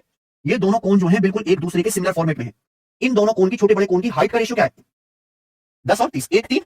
इन दोनों कोन की हाइट का रेशियो कितना, 1 रेशियो। तो इन दोनों कोन के वॉल्यूम का रेशियो क्या आएगा, क्यूब। क्योंकि हाइट होगी सेंटीमीटर में, वॉल्यूम किसमें नापेंगे सेंटीमीटर क्यूब में। तो दो इस कोन है, इनके वॉल्यूम का जो रेशियो है वो करस्पॉन्डिंग लेंथ के रेशियो का क्यूब करना पड़ेगा। हाइट का रेशियो कितना है 1/3, इनके वॉल्यूम का रेशियो कितना है 1/27। ये वॉल्यूम का रेशियो आएगा छोटे कोन के और बड़े कोन के। लेकिन सवाल में आपसे पूछा है फ्रस्टम का वॉल्यूम और पूरे बड़े कोन का वॉल्यूम, इनके वॉल्यूम का रेशियो पूछा है। तो फ्रस्टम का वॉल्यूम आएगा बड़े कोन में से छोटे कोन का वॉल्यूम यानी कि 26, और बड़े कोन का वॉल्यूम कितना है भैया 27। तो ये क्या आ गया 26 रेशियो, क्या आ गया ऑप्शन नंबर ए, ठीक है ना। सवाल नंबर 84 करें। A decorative column is made in the shape of regular hexagonal prism. देखो एक कॉलम बनाया गया है, यानी शोपीस टाइप का बनाया गया है, जो एक प्रिज्म है और प्रिज्म का जो बेस है वो क्या है रेगुलर हेक्सागन। प्रिज्म क्या होगा बॉटम से लेकर टॉप तक एक जैसा होगा, ठीक है, कहीं पतला दुबला नहीं होगा। बॉटम अगर हेक्सागन है तो टॉप भी उसका हेक्सागन होगा। तो कॉलम है रेगुलर हेक्सागन की शेप प्रिज्म का। The side length of its base is 10 centimetre. तो प्रिज्म का जो बेस है हेक्सागन उसकी साइड कितनी है 10। Column is built from multiple section. इस कॉलम में कई सेक्शन बनाए गए हैं। Their heights form an arithmetic progression, की हाइट अरिथमेटिक प्रोग्रेशन बनाती है। फर्स्ट सेक्शन की हाइट 5 सेंटीमीटर टॉल है, first section is 5 centimetre tall. Each subsequent section is 2 centimetre taller than the previous one. हर ऊपरी सेक्शन की जो हाइट है प्रीवियस से 2 सेंटीमीटर टॉलर है। अगर कॉलम में 4 सेक्शन है तो बताइए टोटल वॉल्यूम क्या है कॉलम का। जबरदस्ती पागल बनाया गया यहाँ पे, खींच खांच के सवाल में कोई दम नहीं है। बेसिकली आपको क्या बताना है प्रिज्म का वॉल्यूम, और किसी भी प्रिज्म का वॉल्यूम होता है area of base into height, आधार का क्षेत्रफल गुणा ऊंचाई। तो यहाँ पे प्रिज्म का बेस एक रेगुलर हेक्सागन है। रेगुलर हेक्सागन का मतलब ही होता है 6 इक्विलेटरल ट्रायंगल, और हर एक जो प्रिज्म का जो बेस है हेक्सागन उसकी भुजा कितनी है 10। तो एक इक्विलेटरल ट्रायंगल के लिए जाएगा √3/4 10 का। तो प्यारे बच्चों 6 इक्विलेटरल ट्रायंगल के लिए जाएगा 6 से मल्टीप्लाई। आपको क्या निकालना है इस प्रिज्म की हाइट। आप जैसे ये देखो मेरे भाई ये हेक्सागन है, ठीक है, आप इसको मिला दो टॉप से बॉटम, ये बन गया प्रिज्म, पूरा प्रिज्म बन गया। इसमें 4 सेक्शन बना दिए इस तरीके से, 4 सेक्शन 1 2 3 4 करके, ठीक है बच्चे। अब यहाँ पे जो पहला सेक्शन उसकी हाइट कितनी है 5, ऊपर वाले की हाइट 2 ज्यादा है 7, फिर ऊपर वाले की हाइट 2 ज्यादा है 9, ऊपर वाले की हाइट 2 ज्यादा है 11। 4 सेक्शन बना दिए, अरिथमेटिक प्रोग्रेशन बन रही है। तो प्रिज्म की टोटल हाइट क्या आएगी, जोड़ने के 5 7 12 9 21, 21 और 11 32। तो यहाँ पे प्रिज्म की टोटल हाइट आ गई 32 सेंटीमीटर। सेंटीमीटर में ना, हाँ, तो वॉल्यूम कितना आ जाएगा सेंटीमीटर। तो 4 8 तो 6 8 48 और ये इंटू 148 √3 आ गया ना, 48 √3 सेंटीमीटर। कुछ है सवाल में, कुछ भी नहीं है। आइए सवाल नंबर 85। एक आयताकार टैंक 12 सेंटीमीटर लंबा, 10 सेंटीमीटर चौड़ा, 6 सेंटीमीटर ऊंचा है। इस टैंक के अंदर सबसे बड़े आकार की गोलाकार गेंद रखी जाए तो गेंद द्वारा घेरे ना गए स्थान का आयतन क्या है। सवाल समझे क्या? चित्र तक बनाने की सवाल में जरूरत नहीं है, लेकिन अगर जैसे मैं आपको समझाना चाहूं कि ये एक आयताकार टैंक है, 12 10 6 है ना, ये टैंक हो गया मान लो, ठीक है। इसकी डायमेंशन कितनी है 12 सेंटीमीटर लंबा, 10 सेंटीमीटर चौड़ा, 6 सेंटीमीटर ऊंचा। अब इस टैंक के अंदर सबसे बड़ा गोला रखा है। इस टैंक के अंदर आप बताओ सबसे बड़ा गोला कौन सा रख सकते हो, सबसे बड़ा गोला इस टैंक के अंदर क्या आ सकता है। इस टैंक की हाइट 6 है, इस टैंक के अंदर बताओ 6 सेंटीमीटर डायमीटर से ज्यादा का गोला आ सकता है क्या? कितना करोगे, यानी कि सबसे बड़ा गोला इसके अंदर आ सकता है 6 सेंटीमीटर डायमीटर का। उसकी रेडियस कितना है इस गोले की, पूछा ये है गेंद द्वारा घेरे ना गए स्थान का आयतन। तो बताओ इस जो हमारा आयताकार टैंक है रेक्टेंगुलर टैंक, इसका वॉल्यूम क्या आएगा LBH, और जो वॉल्यूम ये गोला या गेंद नहीं घेर रहा है वो कैसे निकलेगा, इस रेक्टेंगुलर टैंक के वॉल्यूम में से गेंद का वॉल्यूम हटा देंगे। गेंद का वॉल्यूम क्या आएगा 4/3 पाई r³ आ जाएगा भैया। तो 720 में से क्या घटाना है आपको, ये 9 36 पाई, 720 में से 36 पाई आपको घटाना, ऑप्शन नंबर, ठीक है। 3 से 3 कट जाएगा तो 9 36 बचेगा, अगला सवाल, सवाल नंबर करिए। A rectangular fish tank with a base of 100 cm into 50 cm contains water up to a height of 20 cm। एक फिश टैंक है जिसका बेस 100 बाई 50 का है, उसमें 20 सेंटीमीटर तक पानी भरा हुआ है, जिसमें मछली तैरती है। 5 identical spherical stone each of radius 5 centimetre are dropped into the tank and fully submerged. इसमें 5 स्फेयर डाले जाते हैं, हर एक स्फेयर की रेडियस 5-5 सेंटीमीटर की, ये डाले जाते हैं और ये जो है पूरी तरीके से डूब जाते हैं। तो आपसे पूछा पानी का लेवल कितना बढ़ जाएगा। ठीक है, देखो बच्चों, जब भी हमारे पास एक मछली के लिए पानी का टैंक, उसमें थोड़ा बहुत पानी है, अगर मैं उसमें अलग से 5 बॉल डालता हूं तो बॉल पानी को हटा के अपनी जगह बनाएंगी, तो जितना उन बॉल का वॉल्यूम होगा पानी का लेवल भी उतना उठ जाएगा। अब एक बॉल का वॉल्यूम कितना होगा मेरे भाई, 4/3 पाई आर क्यूब, यहाँ पे बॉल की रेडियस 5 है, ऐसे में 5 बॉल समझ करिए तो 5 बॉल का वॉल्यूम कितना आएगा, 5 से मल्टीप्लाई, इतना ही पानी का वॉल्यूम बढ़ेगा। मान लो मेरे प्यारे भाई पानी की जो हाइट है वो 1 सेंटीमीटर बढ़ जाती है, तो पानी की हाइट जो बढ़ेगी वो भी रेक्टेंगुलर वो बन जाएगा मेरे भाई, एक घना भी बन जाएगा। ठीक है ना, उसका बेस क्या रहेगा, बेस तो सेम ही रहेगा, 100/50 क्या होता है वॉल्यूम रेक्टेंगुलर बॉक्स का, एलबीएच। तो लंबाई 100 रहेगी, चौड़ाई 50 रहेगी मेरे प्यारे, मान लीजिए हाइट h तक पानी चलेगा, दैट्स इट। इक्वल कर देते हैं, वॉल्यूम को इक्वल करना है आपके सवाल में। ठीक है, तो 5 से आपका 50 चला जाएगा जी 10 बार, 5 का क्यूब 125 से आपका 1000 चला जाएगा 8 बार, 4 से आपका 8 चला जाएगा 2 बार, 2 आ जाएगा नीचे, तो पाई/6। और देख पा रहे हैं यहाँ से पाई में दिए हुए, तो पाई/6 इसका आंसर लगा देंगे बी ऑप्शन। ठीक है ना, आगे आ जाओ, सवाल नंबर 87 जी। 30 सेंटीमीटर हाइट वाले एक कोण के आधार से 10 और 20 सेंटीमीटर हाइट पर दो समांतर समतलों द्वारा काटा गया है। तीनों भागों के आयतन का अनुपात ऊपर से नीचे तक क्या है। एक कोण जिसकी हाइट 30 सेंटीमीटर में 2 कट लगा दी 10 और 20 की हाइट पे, 3 टुकड़े हो गए, तीनों टुकड़ों के वॉल्यूम का रेशियो आ जाएगा डी ऑप्शन। लिटरली इतना टाइम लगेगा। अगर आपने कटिंग ऑफ कोण अच्छे से पढ़ी है तो कटिंग ऑफ कोण का कांसेप्ट आपको पता होना चाहिए। जिन बच्चों ने कटिंग ऑफ कोण पढ़ी नहीं कि भैया पेपर में क्या आता है, कोण का फॉर्मूला याद कर लो, वॉल्यूम का, बस हो जाएगा, उन बच्चों को नहीं है सवाल करना लायक। ठीक है जी, मान लो जी कोण की हाइट कितनी 30 सेंटीमीटर, अब बेस से 10 सेंटीमीटर पे कट लगा दिया और बेस से 20 सेंटीमीटर पे कट लगा दिया, ऐसे कट लगा दिया, बेस से 10 सेंटीमीटर की हाइट पर और बेस से 20 सेंटीमीटर की हाइट पर, ये 10 है और ये हाइट कितनी है 20 है, और ये हाइट कितनी प्यारे बच्चों 30 है। तो मैं कह सकता हूं कट इक्वल हाइट पे लगाए हैं, बिल्कुल इक्वल 10-10 के गैप पे लगाए हैं। देखो 3 टुकड़े बन गए, ऊपर वाला एक छोटा कोण है, ऊपर वाला छोटा कोण, नीचे वाला जो है फ्रस्टम, और नीचे वाला सबसे बड़ा फ्रस्टम। ठीक है, इनके वॉल्यूम का रेशियो पूछा है, तो ये जो है मेरे प्यारे में इक्वल हाइट पर लगाए हैं ना कट, क्योंकि ये टोटल 30 है, ये 10 है, ये 20 है, तो ये 10-10-10 हो जाएगा ना। तो आप अगर यहाँ पे ध्यान से देखो तो आपको 3 कोण दिखाई दे रहा है, अगर आप ऊपर से नीचे देखेंगे बच्चों, ऐसे 3 कोण दिख रहे हैं, 3 कोण दिखाई दे रहे हैं। अगर पहले कोण की हाइट 1 है, 1 मीटर, तो दूसरे कोण की हाइट कितनी आ जाएगी 2, और तीसरे कोण की हाइट कितनी आ जाएगी, यहाँ तक किसी वाले को कोई डाउट है, यानी कि इन तीनों कोण की हाइट का रेशियो 1:2:3 है, तो इन तीनों कोण के वॉल्यूम का रेशियो क्या आएगा मेरे भाई, इसका क्यूब, हाइट का क्यूब कर दीजिए, वॉल्यूम का रेशियो आ जाएगा, कितना आ जाएगा 1:8:27। ये तीनों कोण के वॉल्यूम का रेशियो आ जाएगा। बोलो बात समझे। लेकिन आपको क्या पूछा है, इन तीनों कोण के नहीं भाई, एक बड़ा वाला, ये कोण होगा छोटा वाला, एक ये वाला और एक, इनके वॉल्यूम का रेशियो थोड़ा पूछा है, तीनों जो भाग बनते हैं उनके वॉल्यूम का रेशियो आपसे पूछा है। तो देखो छोटे वाले कोण का वॉल्यूम तो बनी रहेगा, अब इस वाले पार्ट का वॉल्यूम कैसा आएगा, इसमें से घटाओगे तो सेकंड कोण में से फर्स्ट कोण का वॉल्यूम घटाएंगे, 8 में से घटाएंगे 7, इस नीचे वाले का क्या आएगा, जब आप तीसरे कोण में से दूसरे कोण का वॉल्यूम 27 में 60 घटाएंगे क्या आएगा, यानी क्या आएगा 1:7, ये तीनों पार्ट के वॉल्यूम का रेशियो आ गया। बोलो बात सही है, ऑप्शन नंबर डी करेक्ट है। ठीक है बच्चों, मैंने तो जल्दी कैसे कर लिया, अगर कोण में इक्वल हाइट पर कट लगाते हैं तो 2 ही कट लगाएं, 3 4 5 कितने भी कट लगा सकते हो, ये जितने भी पार्ट्स बनेंगे उनके वॉल्यूम का रेशियो ये होगा 1 क्यूब, 1 के आगे क्या आता है 2, 2 क्यूब माइनस 1 क्यूब, 2 के आगे क्या आता है 3, 3 क्यूब माइनस 2 क्यूब, 3 के आगे क्या आता है 4, 4 क्यूब माइनस 3 क्यूब, और ये डॉट डॉट डॉट डॉट ऐसे ही चलता रहेगा। ये सीक्वेंसिंग जो है मुझे ये पैटर्न पता है, आपको पैटर्न पता है, आप भी 2 सेकंड में कर लेते हैं। ठीक है बच्चों, चलिए अगला सवाल, सवाल नंबर है 88। A right circular cone is divided into 2 sections by a plane that is parallel to the base। उनकी कटिंग के सारे सवाल है भाई, एक कोण को बेस के पैरेलल कट करके 2 टुकड़े कर दिया, ठीक है भैया, with the volume of frustum and smaller cone having ratio 7:1। यहाँ पे जो फ्रस्टम बना है, जो छोटा कोण बना है, उनके वॉल्यूम का रेशियो कितना है 7:1 है। तो आपसे पूछा है इनकी हाइट का रेशियो क्या होगा, फ्रस्टम और छोटे वाले कोण की हाइट का रेशियो क्या आएगा, कुछ भी नहीं है सवाल में। मान लो कि जैसे कोण है, अब इसमें बेस के पैरेलल हमने क्या कर दिया, कट लगा दिया, तो 2 टुकड़े बन गए। तो यहाँ पे जो फ्रस्टम बना है और जो स्मॉलर कोण बनाएंगे, वॉल्यूम का रेशियो कितना है, तो मेरे भाई जब आप इस तरीके से कट लगाते हो, ठीक है कोई दिक्कत, तो छोटे कोण का वॉल्यूम कितना है, तो बड़े कोण का वॉल्यूम कितना आएगा 8, दोनों को जोड़ना पड़ेगा। तो यानी कि मैं कह सकता हूं कि छोटे वाले कोण और यहां पर बड़ा वाला कोण यानी कि ओरिजिनल कोण, इन दोनों के वॉल्यूम का रेशियो कितना है 1:8। तो छोटे कोण बड़े कोण की हाइट का रेशियो क्या आएगा, रूट कर लेंगे, वॉल्यूम का घनमूल ले लेंगे ना, अगर हाइट का रेशियो 1:2 है तो उसका क्यूब करने पर तभी तो वॉल्यूम का रेशियो 8 आएगा। यानी कि छोटे वाले कोण और बड़े वाले कोण की सॉरी वो हाइट का रेशियो कितना आ जाएगा 1:2, यानी कि छोटे कोण की हाइट अगर ये 1 है तो बड़े कोण की हाइट कितनी है 2। तो यानी कि यहाँ पे पूछा क्या है, determine the ratio of their height.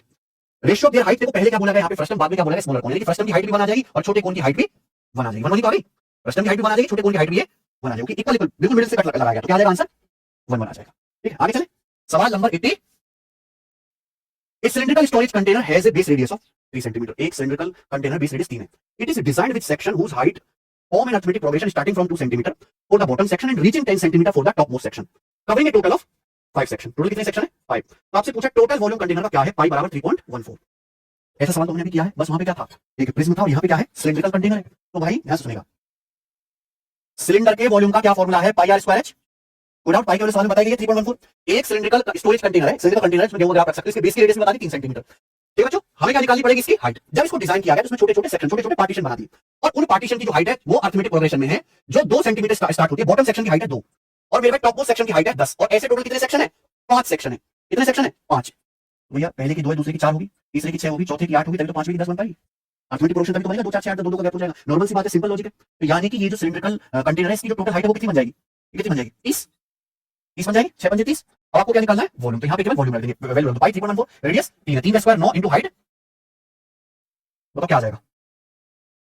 Answer काफी दूर है, 30 निम्मा 200, 270 थी 800, 810 से हल्का बढ़ा आएगा ना, 270 की 0.14 में भी गुणा करेंगे तो लगभग 30 के आसपास हो जाएगा, यानी कि 900 से कम मिलेगा। आंसर क्या आएगा? 847.8। समझ गए ना? कैलकुलेशन सिंपल है, कोई ज्यादा मुश्किल नहीं है। आ जाओ सवाल नंबर 90, बताइए। 9 सेंटीमीटर रेडियस और 12 सेंटीमीटर हाइट वाले एक कोन को उसके आधार के समांतर एक तल द्वारा शीर्ष से 4 सेंटीमीटर हाइट पर 2 भागों में काट दिया जाता है। इस प्रकार जो फ्रस्टम बनता है, फ्रस्टम का वॉल्यूम क्या है? तो सिर्फ कटिंग वाला सवाल आ गया। एग्जामिनर को ज्यादा प्यार होगा कटिंग वाले सवालों से भैया, लगा किसी ने काट दिया एग्जामिनर का। तो भाई कौन है? इसकी रेडियस कितनी है?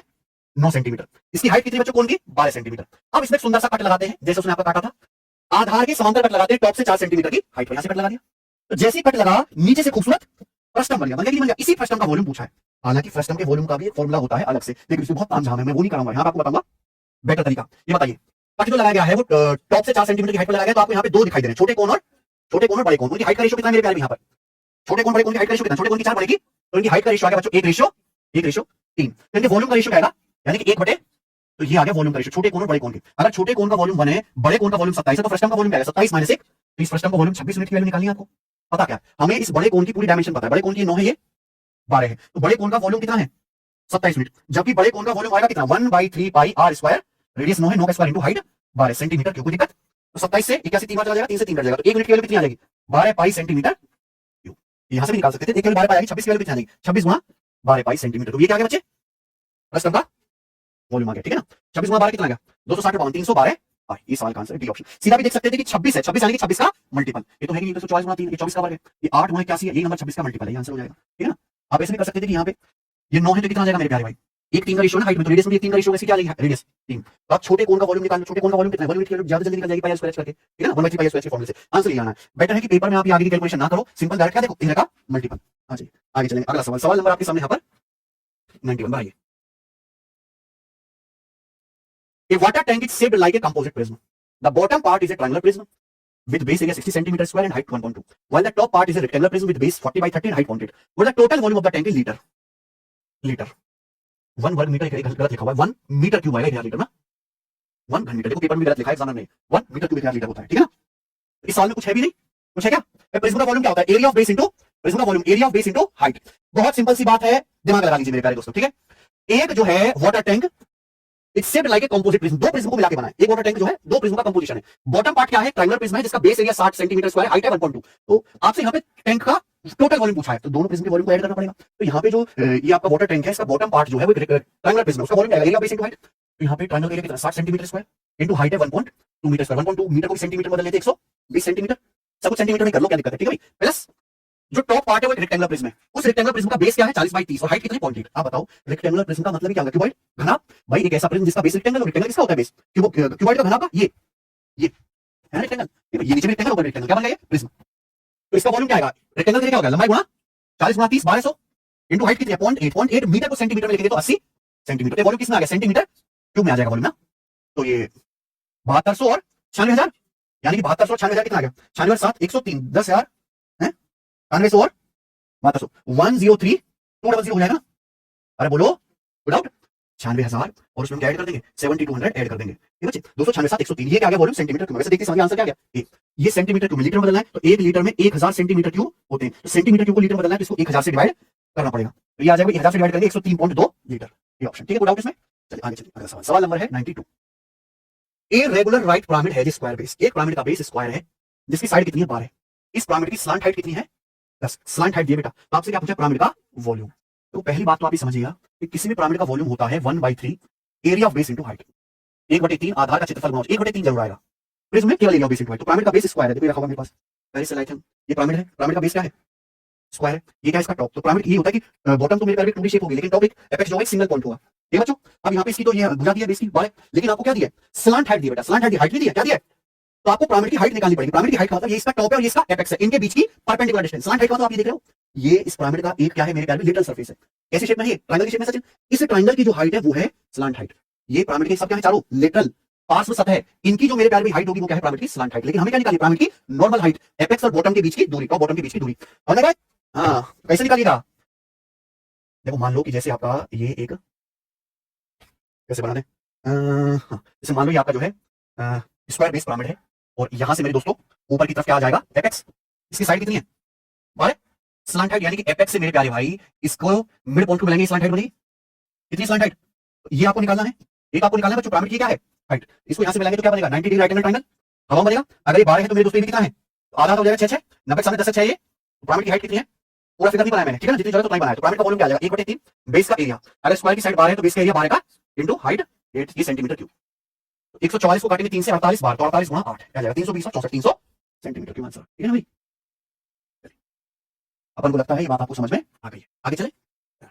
राजी खुशी मेंसुरेशन के सवाल खत्म हो गए, अब इस क्लास के अंतिम पड़ाव में हैं और हम अब कोऑर्डिनेट ज्योमेट्री के आखिरी बचे हुए 9 सवाल करेंगे। निर्देशांक ज्यामिति के, निर्देशांक ज्यामिति का भी अचानक से बोलबाला हो गया है, बीच में तो चैप्टर आना बिल्कुल ही बंद सा हो गया था। चलिए पहला, what is the slope of line perpendicular to y बराबर -3x + 7। देखो भाई, अगर किसी बच्चे को कोऑर्डिनेट ज्योमेट्री बिल्कुल नहीं आती, वो परेशान है, उससे सवाल नहीं बनते, तो मैंने ऐसे कोऑर्डिनेट ज्योमेट्री पढ़ा रखे जैसे मैं अनपढ़ नेता को पढ़ा रहा हूं किसी, ठीक है भाई। आप हमारे चैनल पे जाइएगा, new concept for SSC CGL में, है ना, यहाँ पे कोऑर्डिनेट ज्योमेट्री की क्लास है 11 घंटे की फुल, जो हमारा बैच है ऑनलाइन लाइव है, उसी की क्लास को फ्री अपलोड करा दे, 11 घंटे की क्लास है, देख डालिए, कोई बच्चा कोऑर्डिनेट ज्योमेट्री यहाँ से सीख सकता है, इतनी सीख जाएगा कि पेपर का सवाल गलत नहीं होगा। इसी चैनल पे गणित प्रताप मैथ्स पे, ये चैनल जो है एटम बम है, अगर आप एसएससी की तैयारी कर रहे हो सब कुछ मिल जाएगा गणित का सोर्स यहाँ पे। तो जैसे ये y बराबर -3x + 7 लाइन की क्वेश्चन दी है, बोला इस लाइन पर जो परपेंडिकुलर लाइन है उसका स्लोप बताओ।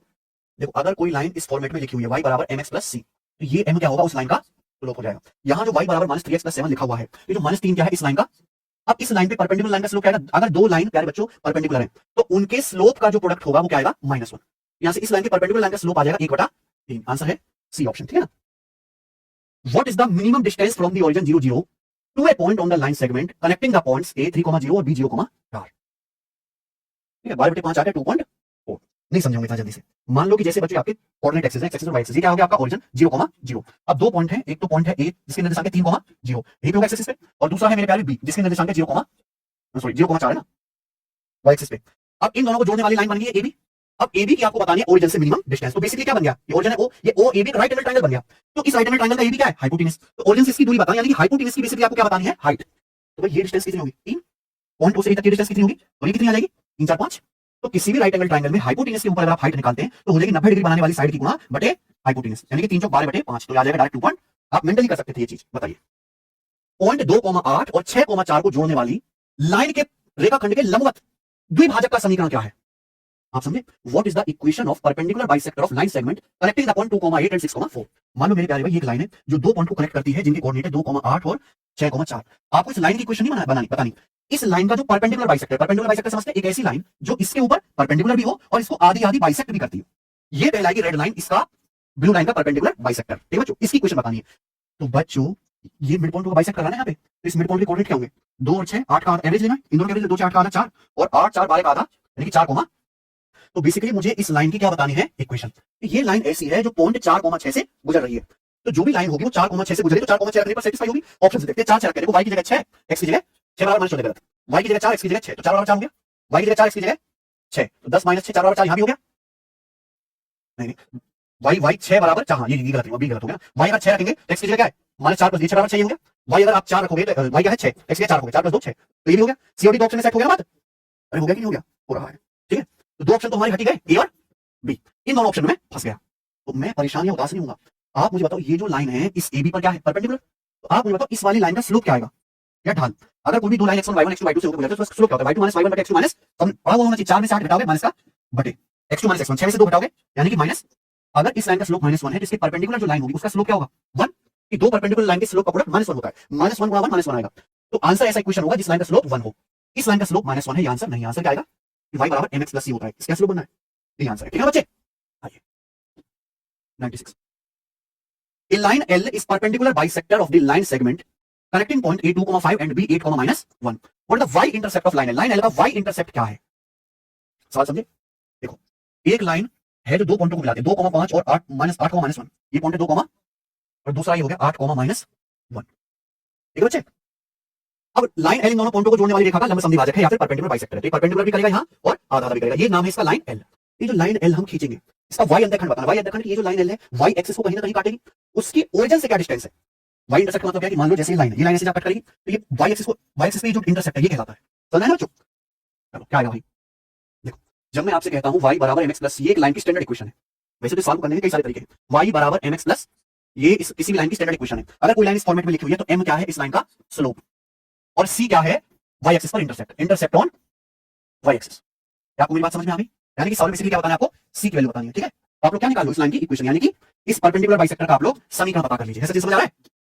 अब बताओ ये मिड पॉइंट हो जाएगा, क्या जाएगा इसके कोऑर्डिनेट, इसके कोऑर्डिनेट आ जाएंगे 2 और 8 10 का आधा 5 और 5 माइनस 4 का आधा 5,2। ये लाइन जो है पॉइंट 5,2 से होकर गुजरती है, ये बात 5,2 से होकर गुजरती है। और इस लाइन का स्लोप कितना है आप मुझे बताइए प्यारे बच्चों, इसका स्लोप कितना है 2,5 और 8,-1 को मिलाने वाली लाइन का स्लोप कितना है बताइए। y2 - y1 x2 - x1 minus 1 में से 5 घटाएंगे माइनस का, माइनस 1 में से 5 घटाएंगे माइनस का 6 और 8 में से 2 घटाएंगे 6, फिर माइनस 1 आ जाएगा। कोई दिक्कत, minus 1 y2 - y1 x2 - x1 minus 1 में से 5 घटाएंगे माइनस 4 में से 2 घटाएंगे 6, इस लाइन का स्लोप -1 है। तो बताना भैया इस लाइन का स्लोप क्या आ जाएगा फिर 1।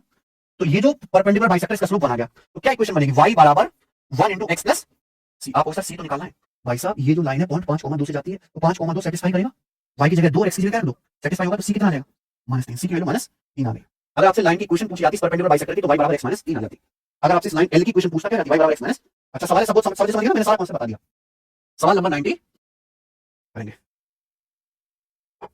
एक ट्रायंगल के 3 वर्टेक्स के कोऑर्डिनेट दिए, इसका एरिया क्या है। बहुत सारे तरीके हैं, लंबा का वाला भी फॉर्मूला है ना, छोटी छोटी ट्रिक्स में बता रखी है, पर मैं आपको दुनिया का सबसे बेस्ट तरीका बता रहा हूं। कभी भी ट्रायंगल के तीनों शीर्ष के निर्देशांक दिए जाएं, एरिया निकालना है, तो किसी भी एक वर्टेक्स के कोऑर्डिनेट 0 0 बना लो, शिफ्ट कर दो, यानी कि 0 0 बनाने के बाद जैसे 2 3 है, 0 0 बनाना है तो क्या कर दो -2, यहां भी -2 -2 -3, तो कितना आ जाएगा भाई, ए के कोऑर्डिनेट 0, बी के कोऑर्डिनेट क्या आएंगे 5 और -2, सी के कोऑर्डिनेट कितना आएंगे 4 में से 2 घटाएंगे 2, 6 में से 3 घटाएंगे, ये ए बी सी के नए कोऑर्डिनेट बन गए। बेसिकली जो इस ट्रायंगल का एरिया है वही सेम इस ट्रायंगल का एरिया है, एरिया में कोई फर्क नहीं है, बस हमने पोजीशन उसकी शिफ्ट कर दी है। और आपको क्या निकालना है बच्चों, ट्रायंगल का एरिया। एक वर्टेक्स के कोऑर्डिनेट 0 0 बन गए, बहुत आसान है, अंदर बाहर वाली गुणा करो, पास दिया, अंदर वाली गुणा करो माइनस का, इनका क्या लेना है डिफरेंस, और इसको आधा कर दीजिए, तो क्या आएगा 19/9 स्क्वायर यूनिट आ गया। आइए सवाल नंबर 98, the incentre of a triangle is located at 3,4। एक त्रिभुज का अंतः केंद्र 3,4 पर है। Length of altitude from the incentre to side AB 2 unit. Incentre से साइड AB के एल्टीट्यूड की जो लंबाई है वो 2 यूनिट है। तो आपसे पूछा ट्रायंगल के इनसर्कल की रेडियस क्या है, तो ट्रायंगल के इनसर्कल की रेडियस भी 2 यूनिट ही है। नहीं समझोगे कंसेप्ट, मान लो प्यारे बच्चों की ये ट्रायंगल है, ठीक है भाई, और इसके अंदर एक ऐसा सर्कल खींचो जो ट्रायंगल की तीनों साइड को अंदर से टच करता हो जाए, ये कहलाएगा ट्रायंगल का इन सर्कल, ठीक है। इन सर्कल का सेंटर कहलाएगा इन सेंटर, इन सेंटर के निर्देशांक है 3,4। ये क्या कहलाएगी बच्चों, इस इन सर्कल की रेडियस, यानी कि इन रेडियस, ये ट्रायंगल के इन सर्कल की रेडियस है, ये भी ट्रायंगल के इन सर्कल की रेडियस है, ये भी त्रिभुज के इन सर्कल की रेडियस है। तो यानी कि त्रिभुज का जो इन सेंटर है तीनों साइड से बराबर दूरी पर है, रेडियस रेडियस रेडियस, तो इन सेंटर वो पॉइंट होता है जो ट्रायंगल की तीनों साइड से बराबर डिस्टेंस पर होता है। बात समझ में आई, कॉन्सेप्ट मैंने बता दिया। यहां पे क्या बोला गया, इन सेंटर से साइड, ये त्रिभुज एबीसी, इन सेंटर से साइड AB तक का ये एल्टीट्यूड दिया है, यही तो है एल्टीट्यूड, मतलब परपेंडिकुलर, और इसकी लंबाई 2 है, तो ट्रायंगल के इन सर्कल की रेडियस ही तो हुआ, इन सेंटर की साइड से डिस्टेंस ही तो रेडियस है। सवाल नंबर 99 आगे ना, आसान है, ये भी 100 सवाल करवाना, ठीक है बच्चों। मैंने आपको बहुत समय बचा दिया, बहुत रिसर्च का, 1100 सवाल आप लगाते हैं, 100 सवाल लगा लो तो ही फायदा मिलेगा आपको। त्रिभुज PQR की शीर्ष P11 Q41 और R1,5 है। ट्रायंगल STU की शीर्ष S62 T92 और U66, यानी कि दो त्रिभुज के तीन वर्टेक्स दिए, क्या ये दोनों ट्रायंगल कॉन्ग्रुएंट है। देखो प्यारे बच्चों, एक ट्रायंगल के यहां पर PQR के तीनों वर्टेक्स दिए, यहां भी इसके तीनों वर्टेक्स दिए हैं, क्या ये कॉन्ग्रुएंट है, बिल्कुल हो सकते हैं, चेक करना पड़ेगा। तो आप यहां से भुजा निकाल सकते हो आसानी से, भाई दो पॉइंटों के बीच की दूरी, दो point x1 y1 x2 y2 के बीच की दूरी x2 - x1 square y2 - y1 square, PQ मुझे PQ की लंबाई क्या आएगी 1 - 1 0 4 - 1 3 का वर्ग 3 आ जाएगी, ठीक है ना। इन दोनों पॉइंटों के बीच की दूरी 5 - 4 1 का वर्ग 1 - 1 0 का वर्ग, यानी कि 1 आ जाएगी, बोलो नहीं सॉरी, y2 - y1 5 में से घटाएंगे 4 का वर्ग और 1 - 4 3 का वर्ग, ये आ जाएगा 5, आ जाएगी। इन दोनों बिंदुओं के बीच की दूरी मुझे PR कितनी आएगी 5 - 1 4 का वर्ग 1 - 1 0 का वर्ग, 4 का वर्ग का अंडर रूट, यानी कि 3 4, यहां निकालते हैं भुजाओं के बीच की दूरी, मुझे ST की लंबाई आएगी 9 - 6 3 का वर्ग 2 - 2 0 का वर्ग, यानी कि 3। इन दोनों बिंदुओं के बीच की दूरी 6 - 9 3 का वर्ग 6 - 2 4 का वर्ग, 3 का वर्ग 4 का वर्ग 5 का वर्ग अंडर रूट 5। इन दोनों बिंदुओं के बीच की दूरी 6 - 6 0 का वर्ग 6 - 2 4 का वर्ग अंडर रूट 3 4 5 3 4 5 दोनों कॉन्ग्रुएंट हैं, यस भाई, साइड प्रॉपर्टी, क्योंकि यहां पे मैंने आसानी से पता कर दिया कि तीनों यहां पे त्रिभुज की तीनों भुजाएं बराबर है, ठीक है। आखिरी सवाल मित्र, आखिरी आज सवाल नंबर आपके सामने 100 शतक पूरा, मजा आया भाई, कैसा लगा। मेहनत लगती है, ये काम आसान नहीं है, 4 साढ़े 4 घंटे बोर्ड के सामने खड़े रहना, 4 साढ़े 4 घंटे एप्लीकेशन पे पढ़ाना, यूट्यूब पे पढ़ाना, टेंट में रहना, मेरे स्क्रीन टाइम, आप कहते हो ना बहुत स्ट्रगल है, बहुत पढ़ते हैं, इतना तुम क्या ही बताऊं मैं, शर्मा जाओगे फिर तुम। बच्चे कहते हैं जब मोबाइल देखते हैं आंखों में दर्द होता है, मैं तो 14-15 घंटे इतनी दूर से स्क्रीन देखता हूं, इतनी बड़ी, और इसमें इतनी लाइट है ना, 1 घंटे आपको बिठा दिया, आपकी आंखों में छोड़ो, सर में घुटने में उसमें अंगूठा में दर्द होने लगेगा, ठीक है। तो काफी मेहनत है भाई, लेकिन मजा आता है, एंजॉय भी पूरा आता है, ठीक है, शरीर का नाश हो रहा है पर मजा पूरा ले रहे हैं। त्रिभुज ABC में बिंदु A से भुजा BC तक एक शीर्षलंब AD खींचा गया है, ABC के निर्देशांक है, AD को निरूपित करने वाली रेखा का ढाल, इसमें तो कुछ नहीं भाई, ये क्या हो गया, ट्रायंगल ABC।